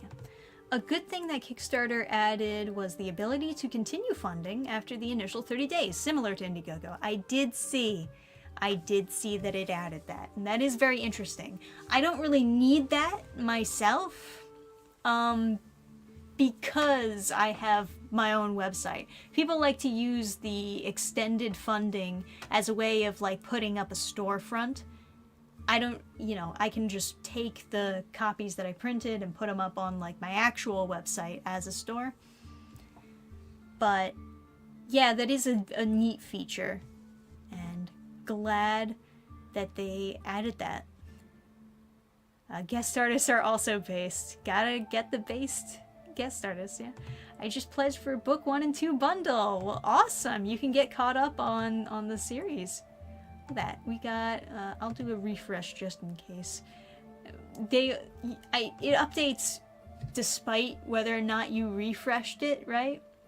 But everyone who does a live stream while they're doing a campaign, they always do the refresh anyway.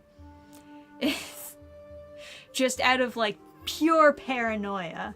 But yes, we have 17 backers, and we're almost at the goal. Maybe we can actually hit this goal on day 1. Let's keep trying, guys. Yes, he's officially dubbed Chatham. That's right. There he is now. I'm afraid that you're, yeah, you realized. It didn't really quite work out. But I believe you that it's supposed to be a werewolf.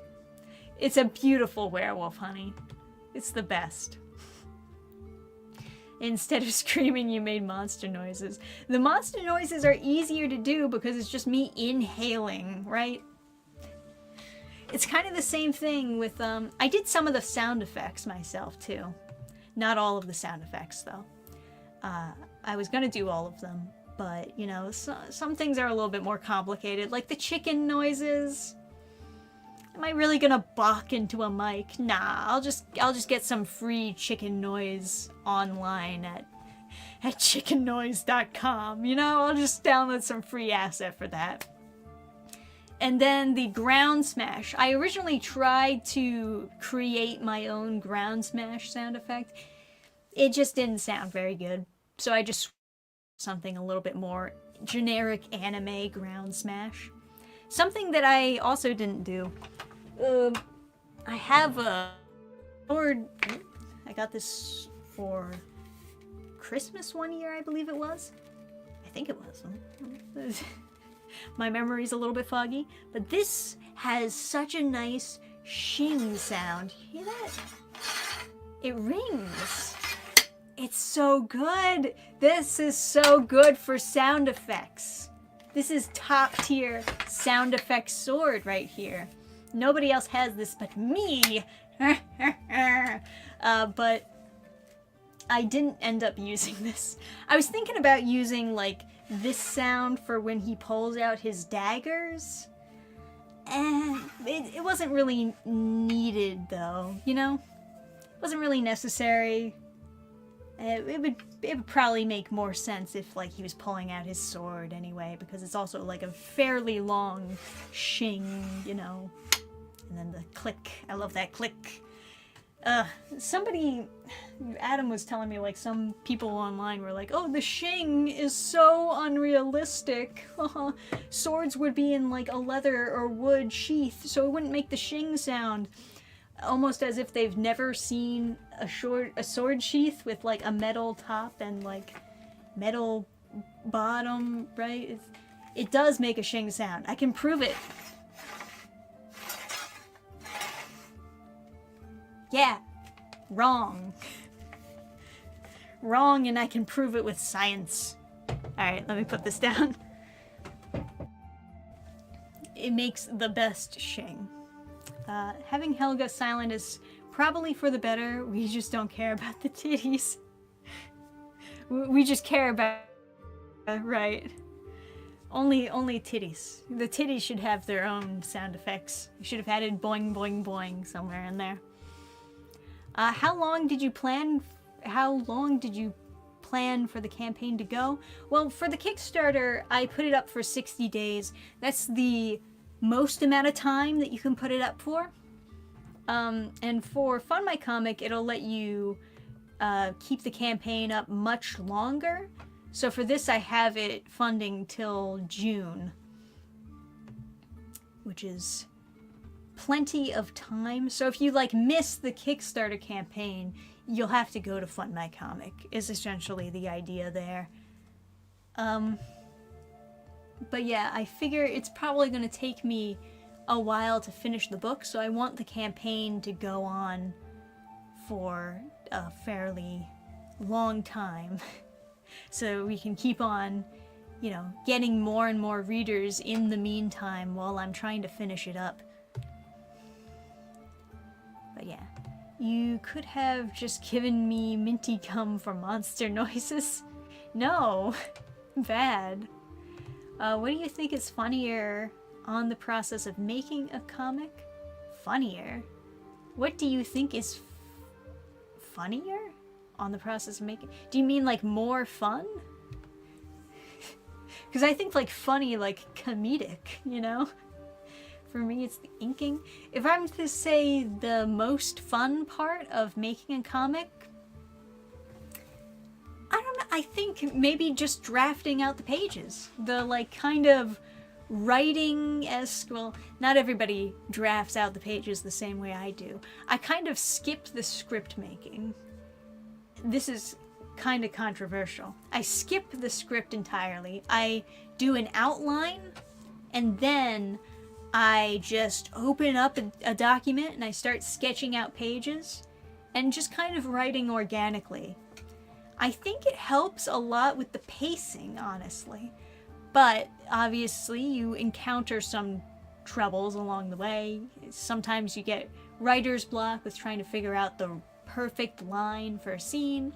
I don't consider it that much of a problem, of course, because even when you're writing a script, you can get writer's block. You can have trouble finding the perfect line for something. But yeah, I really like that stage of just drafting out pages and kind of seeing the bones to what could be a good page, but not committing to it so much so that there's a lot of pressure on you. You kind of get to draft out the bones of a page without having the absolute pressure of making it look perfect. And I do like that. I think that's fairly helpful. Let's see. Yeah, metal scraping is so cool to listen to. Great unsheathing sound. Uh-oh, look out. What's the story about? And also, cool sword. Basically, the idea is the main character here... oops. Keep on doing that. Kickstarter. Be bad. So, main character here, the edgy boy up front, he's been cursed by this sword on his back. Right? And so he's going out on a journey to remove his curse. On the way, he meets someone else who is also cursed, the guy behind him, right? And they end up journeying together. They're trying to help each other out to get to a common destination, but they're also jumped by many monsters along the way, and we get some plot twists, naturally. But overall, it's just kind of this fun dark fantasy adventure. We got a fairly good balance of lightheartedness as well as some horror-esque type of stuff. I don't think the horror is going to haunt your nightmares or anything. It's, it's fairly tame. I consider this to be a teen book series, teenagers and up. But I'm glad that I had more time to flesh out characters in this book, as well as add more of those lighthearted and comedic scenes, because in the first book, Not, once again, we're not self-deprecating. We never self-deprecate on this channel. No, not us. But in the first book, I feel like maybe one of the mistakes that I made was not allowing there to be enough lighthearted moments. Not really doing as good of a job as I could have done fleshing out the main character. You know, I go over his basic trauma, right? But does it really dive into other aspects of his personality? Not as much. And so I wanted to do a better job of that. And one of the best ways you can do a better job of fleshing out someone's entire personality is by pairing them with a polar opposite. And that's kind of the idea of book 2. We've gained another party member, essentially, on the journey. And this guy is kind of balancing out the main character's edginess. They're both cursed, but they both deal with it in very different ways. You know, Ichabod is a little bit more seclusive, you know, keeps to himself, doesn't want to burden anyone or make his problem other people's problems. And, you know, he's scared. For lack of a better term, he's not taking it well that he's been cursed. While as other character, Riken, he's gonna... Yes, do not stop. He's gonna be more of a lighthearted type character, avoiding the problem, you know, rather than... you know, it's hard to talk on a live stream.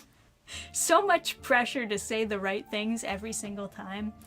I didn't pre-write any of this. I'm terrible at my pitch.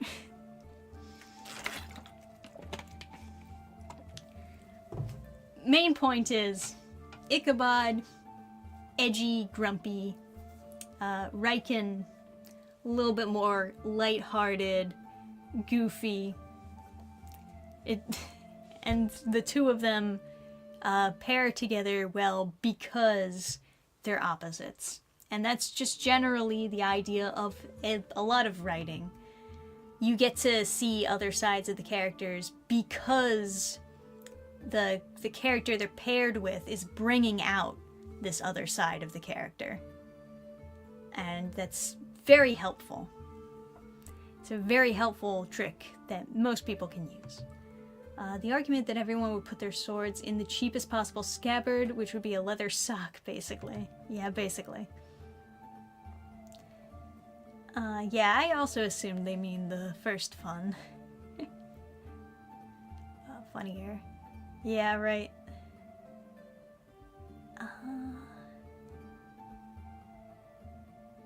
Oh, yeah, there we go. There's a nice wolf. It looks better in the chat. Like, I can see it in the chat and it looks different. I pop it up on screen. And it kind of looks like two different wolves howling at the moon, actually. It's pretty close, though. It's pretty close, yeah. We almost got it, guys. Keep trying. Hey, we got 19 backers. Look at that. Now you see, there's just like a little bit left to go and we'll have reached the goal on day 1. Just a little bit. It's possible. We can, in fact, do it. We can achieve. We can achieve the great goals of the world. But yeah. I think passion for your story makes up for mistakes giving the pitch. We get what you're trying to say. Yeah, you know, everybody knows this. It's really difficult to perform on the spot naturally. Yeah, just one more backer will do it. Absolutely. Yeah, part of me, every time I get up on, for lack of a better term, but get up on the live stream, get on live stream-ing, I as soon as I need to give my pitch, I'm like, oh man, I should have wrote something down ahead of time. I should have just like jotted a good pitch ahead of time and then just whipped it out when the time came and somebody was like, what's the story about? Sell me this story. That's also what I should do when I go to these different conventions. We occasionally will go to these comic conventions and anime conventions, etc., to sell our comics. And I'm so bad. Even worse than live streaming, honestly. It's much, much worse than how bad I am on live streaming. I can barely get a word out. It's... yeah. But if only I had written something at a time, just whipped it out. I can't do that, obviously. At least not without people noticing and being like, oh wow, she's weird. She's just like reading off a script. Will not buy anything from her ever, because script reader. It's kind of the same way with my videos too. A lot of people script their videos on YouTube, and I do think that you can get a very concise, well-made points out when you script a video ahead of time, especially when you're doing a video essay. In general, I think most people, basically everyone who does video essay style stuff, they're working off of a script. Or at the very least, they're working off of bullet points, right? They probably write bullet points ahead of time and things to remember. Because that's the bare minimum that you have to do when you're doing a video essay. And you get so much more time to perfect what you have to say before you say it. Whereas on live stream, it's just kind of, we're kind of juggling this. Just kind of trying to figure out what words are the best words. But, yeah. I normally don't script any of my videos. It's very rare that I'll ever script anything. I like, to some extent, to talk off the cuff. I feel like it comes off as more genuine if I just have a topic in front of me and I just blurt out how I feel about it. And if I go off on tangents, so be it. That's what the editing process is for. This 90% of the editing, we're just cutting out all the useless dead air and tangents. But you can make your point without using a script. It just perhaps takes a little bit longer, requires a little bit more thought, a little bit more caffeine, but it is possible, definitely. And it doesn't look good when I'm reading off of like my computer to do a script. You can tell that my eyes are like reading something, right? So what's the other solution? Oh, well, just don't show your face, or just like put together a teleprompter setup in front of you so that it's less obvious that you're reading off of a script. But it's more work than it's worth, I think people do appreciate the authenticity of just people talking off the cuff, saying how they feel, even if it means that they're going to make some mistakes. There's plenty of YouTubers out there that I watch that make mistakes, even in their videos, and they don't bother to over-edit or over-perfect it. And even though sometimes it's really frustrating when people make mistakes in their videos, sometimes, right? It still comes off as more authentic that way. It does. It still makes you feel like, okay, well, this person is not trying to put up a front. They're not trying to pretend to be somebody else or pretend to be more informed about something. They're just genuinely saying how they feel about it in the moment. And I think that's more valuable, at least in the long run. But yeah. We're almost getting the... He's trying with the wolf. It kind of looks like two wolves, just vaguely, just a little bit. This is first, at least from what I've seen, you streaming on a day other than Friday. Really, I try to do the drawing streams on Tuesdays, and I do those later. Obviously, I started at 6 instead of 4:30, but Yeah. Yeah. I would do more streams if I had more time for them. Streams are fairly easy considering it doesn't require any editing, but you know, as I've said, you can't really perfect it. As a fellow caffeine lover, I don't see it as an addiction so much as a life-saving beverage. Yes, that's your stamina potion. That's what it is. Are you a fan of Ruby? Your writing and comedic relief is giving me vibes from that series. The first season was enjoyable, the second not so much. You know, I watched the first episode when Ruby the very first time Ruby came out. I watched the first episode. And I don't think I kept up with it after that, but I do remember watching other people's like reviews and reactions to it. So I'm not super informed, honestly. But, you know, I would believe that it would follow the typical YouTube style of like first season really good and then second season whoo, and nosedive, you know? I've seen a lot of shows go down that route. Yeah, down to 3 cups a week. That's not bad. That's, yeah.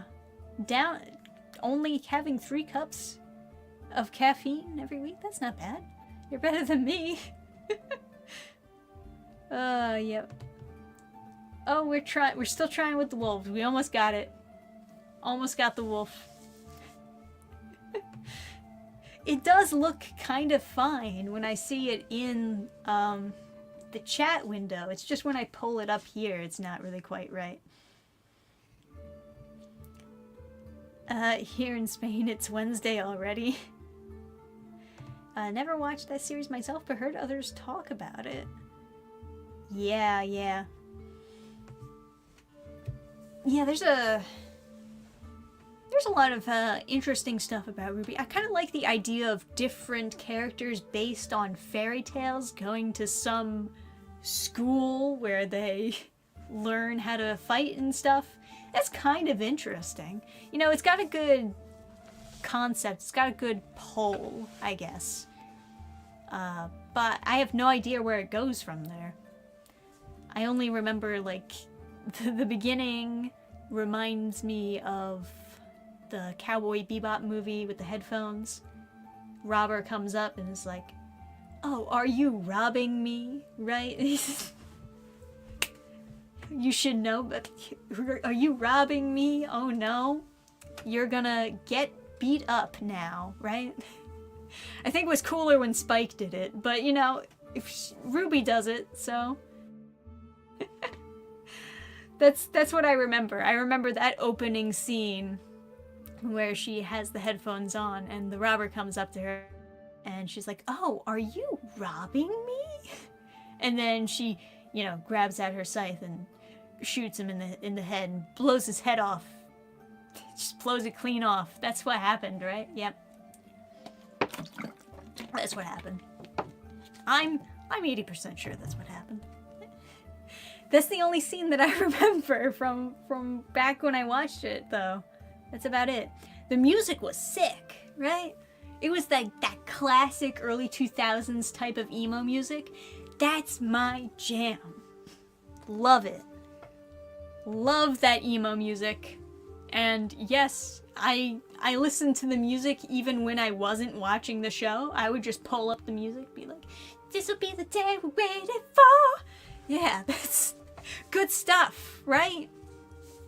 They were definitely selling some albums. I gotta sell some Reaper albums. We'll get some music to reap by next time. Yeah, we are. We're so close to that goal. We're really close. Oh, was Vic Mignogna on Ruby? I guess he was. He was like the shy guy, right? They had like a shy character who was like a love interest. Oh, guys, check it out. We reached the goal. Oh, man. It's like a magic trick. As soon as I pulled the campaign page down, we reached the goal. We didn't see it tick up as it happened. Oh, no. I thought it was just gonna, like, stay stagnant for a while, so I pulled it down. Hey, it still counts. we did still reach the goal. Even if I didn't get it live on stream to get that tick upward. But hey, yes! Goal! We reached the Kickstarter goal on day 1. That is very good. It's a great success. Now I can finally end the stream. That is really good though. I know that, like, in the grand scheme of things, $1,000 is not that much considering how much you have to actually pay for printing everything. But reaching the goal day 1 on Kickstarter is very good for the long-term growth of the campaign. So that's awesome that we were able to get that on day 1. Guys, you did great work. Hey, you, chat, nice. Very good.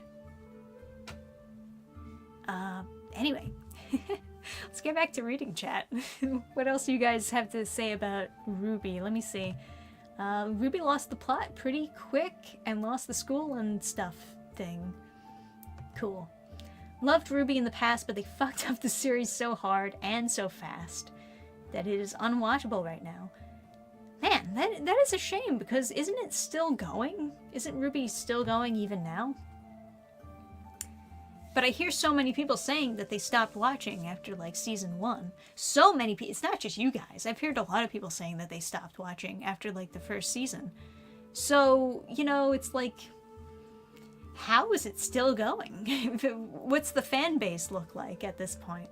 I don't see many people talking about Ruby anymore. Basically went to world-ending stakes in, like, 2 seasons. Ah. Music was amazing to this day. Characters and stories, on the other hand, yeah. I feel you right there. But yeah. Lots of congratulations in chat. I appreciate it, guys. Thank you, thank you. It is a good celebration. Goal reached in only 2 hours? Well, it was, I launched the campaign, in the afternoon. But, yeah, 2 hours of streaming, we finally hit that goal. Very good stuff. I'm sure some of you waited until I was streaming to start backing. The Ruby fanbase looks like a bunch of rabid shippers on life support. Okay, I now know where the dojins went to. Congrats on getting funded. What manga are you reading? Recently? Well, I just read the new Chainsaw Man chapter this morning, because that came out. You know, right? Gotta keep updated on your series. I also keep updated on One Piece. I keep updated on Kaiju number 8, Spy X Family. A lot of the normie series, now that I'm listing them off, it feels like all the normie series are the ones that I'm keeping up with the most. I started a new one, and I actually have a review, kind of a review, like a general review of a new manga that came out recently on Manga Plus. It's an interesting one. I'm more so interested of the story of how the manga is coming together, because it's a weird mashup of 3 different mangaka coming together to make a story. One of those mangaka being the creator of Love is War, as well as Oshi no Ko, which is probably, most people probably know them for Oshi no Ko. I like Love is War better though. So they are the writer on this new manga series, and then the artist behind Record of Ragnarok is the artist, and then they have a story composer from a manga series I've never heard of ever before, but it's called Merchant Crown, and it's an interesting one. I'll go over it tomorrow. That's when the video comes out where I'm like talking about this manga. It's not typically the manga type of genre that I go over, but I feel like it's interesting because of the people working on it. And I did kind of enjoy the first chapter that was out. That's all that's out, is 1 chapter. Let's see, what else am I keeping up with? I'm keeping up with Drama Queen. I have no idea where that's going. That's a mystery. Where is that series going? I don't know. It could go very different directions. But yeah, Dan to Dan. I'm keeping up with Dan to Dan every week or whenever they update. Keeping up with Blue Exorcist, but they barely update.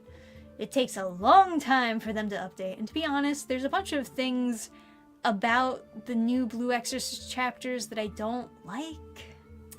But I'm hanging in there because I want to see how it ends, and I'd like to do a full review of the series when it ends, so that I can, gather my thoughts together and kind of approach a review in a way that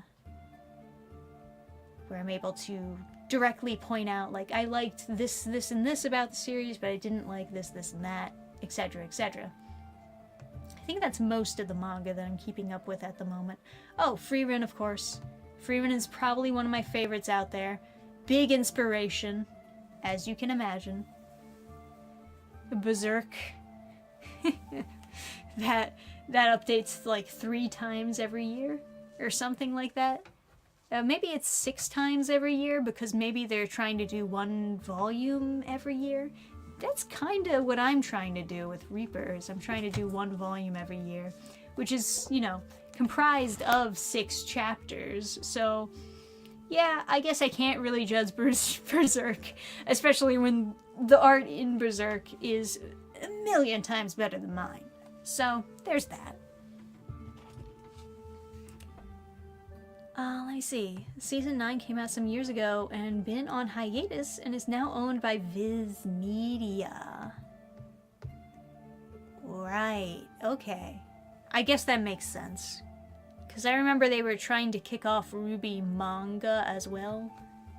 They managed to kick off some Ruby comics, but they wanted to do like Ruby Manga specifically. And change up the style and everything. Hey everyone, hope I didn't miss anything too interesting. Just interesting enough, I hope. Yeah, well, we reached the goal on Kickstarter. So now we just have to reach the goal on Fund My Comic. Get to work, people.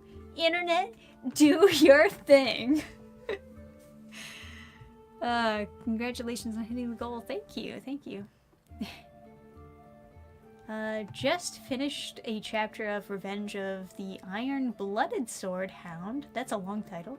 The beginning after the end is amazing, and I like Spy-verse family as well. Yeah, alright. I like how nowadays you make the Chad Frieren versus Virgin Logan comparison. Yeah, I guess so. I'm currently reading Ubelblatt. I have mixed feelings about it. I was considering watching that, and every now and then I'll pull up my anime list live on stream, and I'll just look at whatever's coming out, and I'll give my thoughts on, oh, that looks interesting, this looks interesting, etc., etc. One of those series was the anime for Ubelblatt, and I was thinking, oh, maybe I'll check out that anime. And I had someone warn me against it. As someone who had read the manga and was like, it's just like super edgy with, not many redeeming factors. It's, it's one of those manga that looked at Berserk and was like, oh yeah, so all I have to do is be like a super edgelord and people will think my writing is good, right? And no, actually you have to put in more work than that. But I haven't read it myself. This is just offhand information that I got. Where I know someone who's read Ubelblatt said it was bad. Said it was just like really comedically edgy and doesn't have many redeeming factors about it. Not that it doesn't have none, but mostly edgy nonsense. Which I get. I see a lot of fantasy series kind of go that route. It's a shame. It is a shame, I like something with good balance and good contrast. If you're gonna introduce something super dark into your fantasy series, I think you are required to then also introduce something super light and happy and balance that out so that it's not always just super, super edgy nonsense all the time. Especially because it can get to be too much to the point where it feels like it's unrealistic. If it's too edgy and too, like, dark and dim all the time, it's like, well, it becomes silly. It becomes silly. It's like with redo of Healer, everybody's just raping this one particular character. Just that one. Just this one character. Everyone wants to rape them. And it's like, what? Why? It's so random. It's just silly. It's so goofy. But, you know, it's whatever. It's fun. Getting off topic. You don't have to worry about rape in the Reaper series. I'm able to make something dark without raping Ichabod in the ass. So we have that. We have accomplished something there. Oh yeah, that's a fitting description. Well, then I guess the information I got was now wrong. You could do backgrounds like Berserk. You would have to cut it to one comic every 2 years, though. Yeah, I guess so. Stories that are comedically bad are fun to read if drunk or with friends. Oh, you're in the right channel if you like people reading stories that are comedically bad, because boy do I know a lot of comics that are comedically bad, and I read them all on this channel. Oh yeah, those are the videos. Actually, that reminds me, next comic read-throughs, in case you didn't know, the next one is probably going to be The Strange Case of Harleen and Harley, which is a DC Harley Quinn YA comic reimagining Harley Quinn's origin story if she was like more like Dr. Jekyll and Mr. Hyde. And that comic's version of the Joker is ridiculous. Just ridiculous. Ridiculous.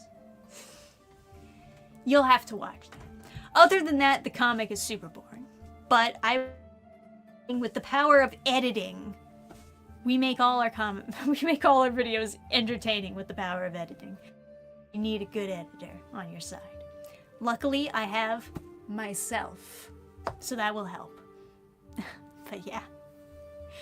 Drunk Dan fan reviews. Oh, I don't need to get drunk. I'm already insane. So that helps, you know? I remember for a brief period, Ruby had Crunchyroll do an anime version. There's pretty much a reboot of season 1, as all the lore and gay stuff added later affected the events of the series. Weird. I feel like maybe I vaguely remember that. But the last thing I heard from Ruby was the DC Ruby crossover, because I actually did watch a review on that, because I was just kind of curious what they did to make that make sense. And it kind of just seemed like a fan fiction. But I guess that's how most crossovers feel like. They're kind of mostly fan fiction like. But it was of, you know, kind of similar aesthetic to what I would expect if I were on fanfiction.net and just found it there. But yeah, the entire first story arc of Ubablatt is incredibly rapey. Everyone gets raped. Everyone! It gets absurd. Yeah, so literally what I said before. It's just some writer who saw Berserk, thought that it was only successful because of rape. And then that's the only put into their story. Because they were like, oh, this is why people like Berserk, right? This is adult. I can make my manga more adult if I just put more rape in it. Just more. Just more and more and more. No, that's not how that works. Writing is not that simple. You cannot just simplify writing to, oh, I'll just add more of this thing that people liked in this other thing.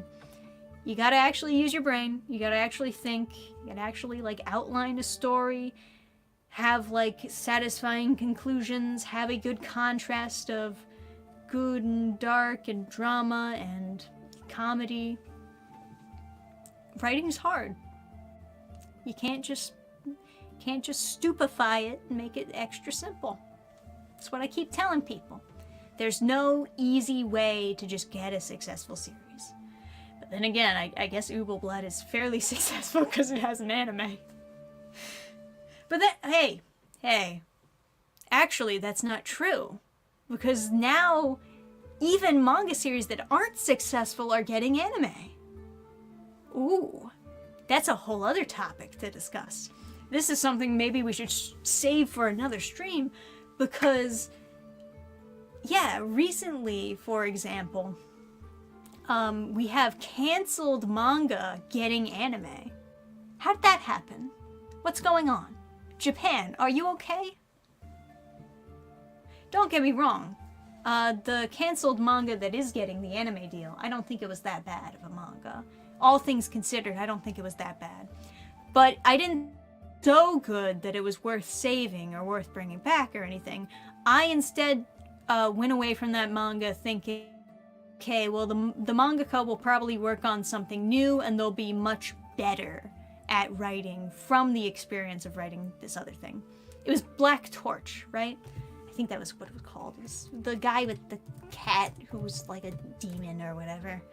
Yes, Black Torch, that was it. The art in this manga is incredible. I love the art. I absolutely love the art. It's sick.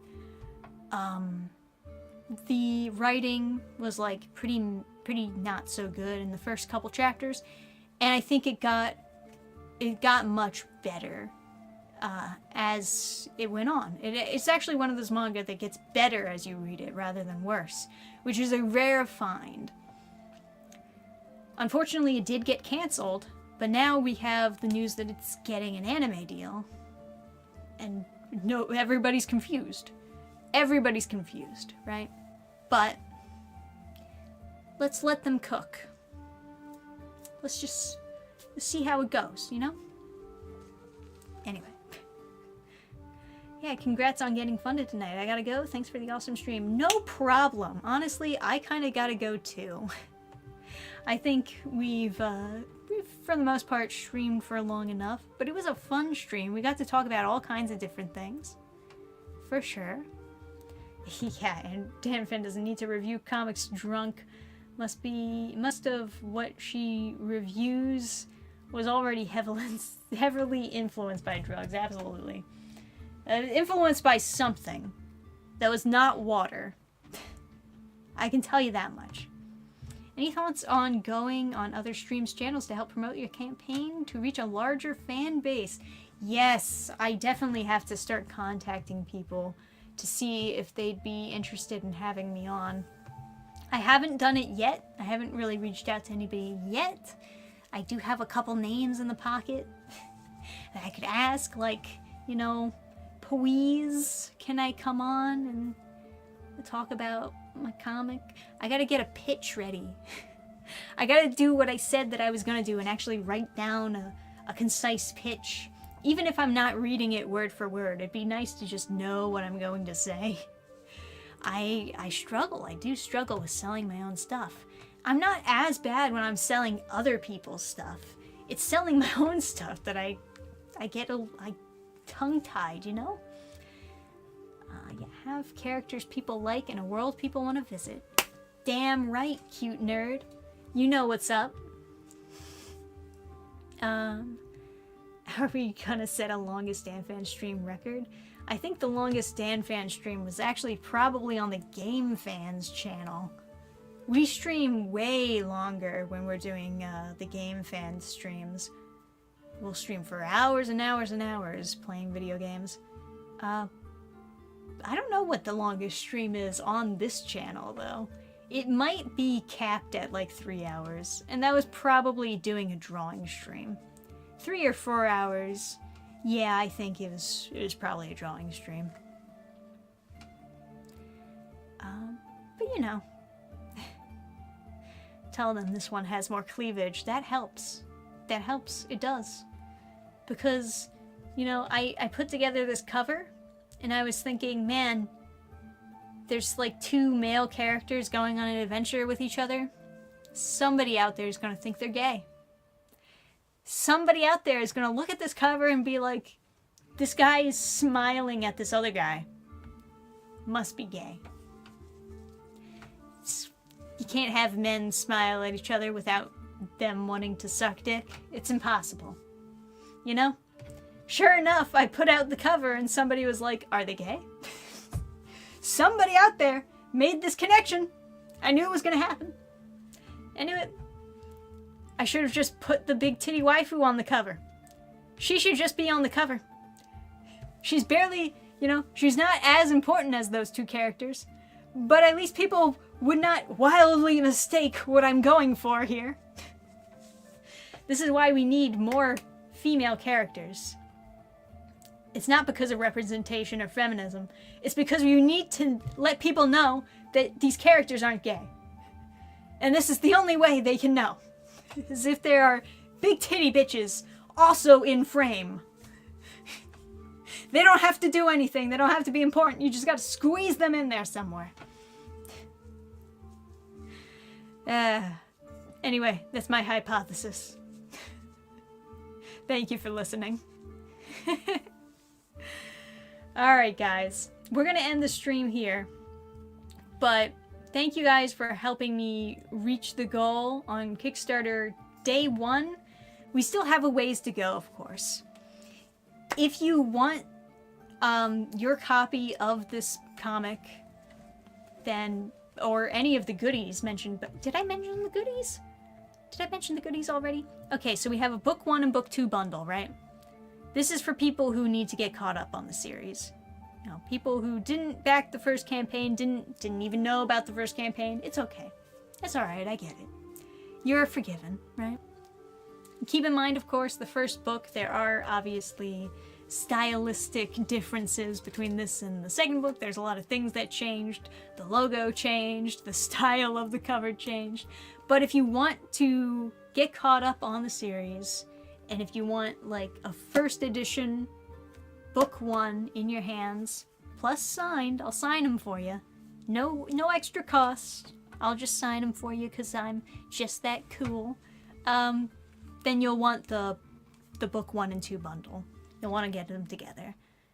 God. Every time I want to scroll on this side and it's always the wrong side. If you've already backed the first campaign and you just need book 2, that's it. You can just get a signed copy of Reaper book 2. Fairly affordable. It's signed, also no extra charge for that. And if you want to get something a little extra, we have a special print done by Android on X or Pixiv, depending on where you follow people. It's up to you where you follow people. I will not judge you. You can get signed book 2, and then additionally, for just an extra $5, you get an art print of Ichabod. Further up, you can get a Reaper t-shirt, as well as the art print and book 2. And then we soul vials, which I made myself, crafted myself in the kitchen. It is a real vial with a soul in it. It glows in the dark. You can wear it around your neck, and super cool. And obviously there are only a few of them left, so if you do want it, you'll want to get the big bundle as soon as you can. And then we got the original art pieces. We got the werewolf, we got Ichabod, and we got Helga. And, you know, I'll probably have more original art in the future, but these are the ones that I have for the campaign. So if any of those strike your fancy, you can get them as while also supporting the campaign. And if I do more in the future, you'll find them on burningstarcomics.net. And then this is Fund My Comic. It's got everything that the Kickstarter campaign has, but it doesn't have the art pieces. But yeah, you can also get, you know, if there's no more soul vials on the Kickstarter, you can get a Soul Vial bundle here on Fund My Comic.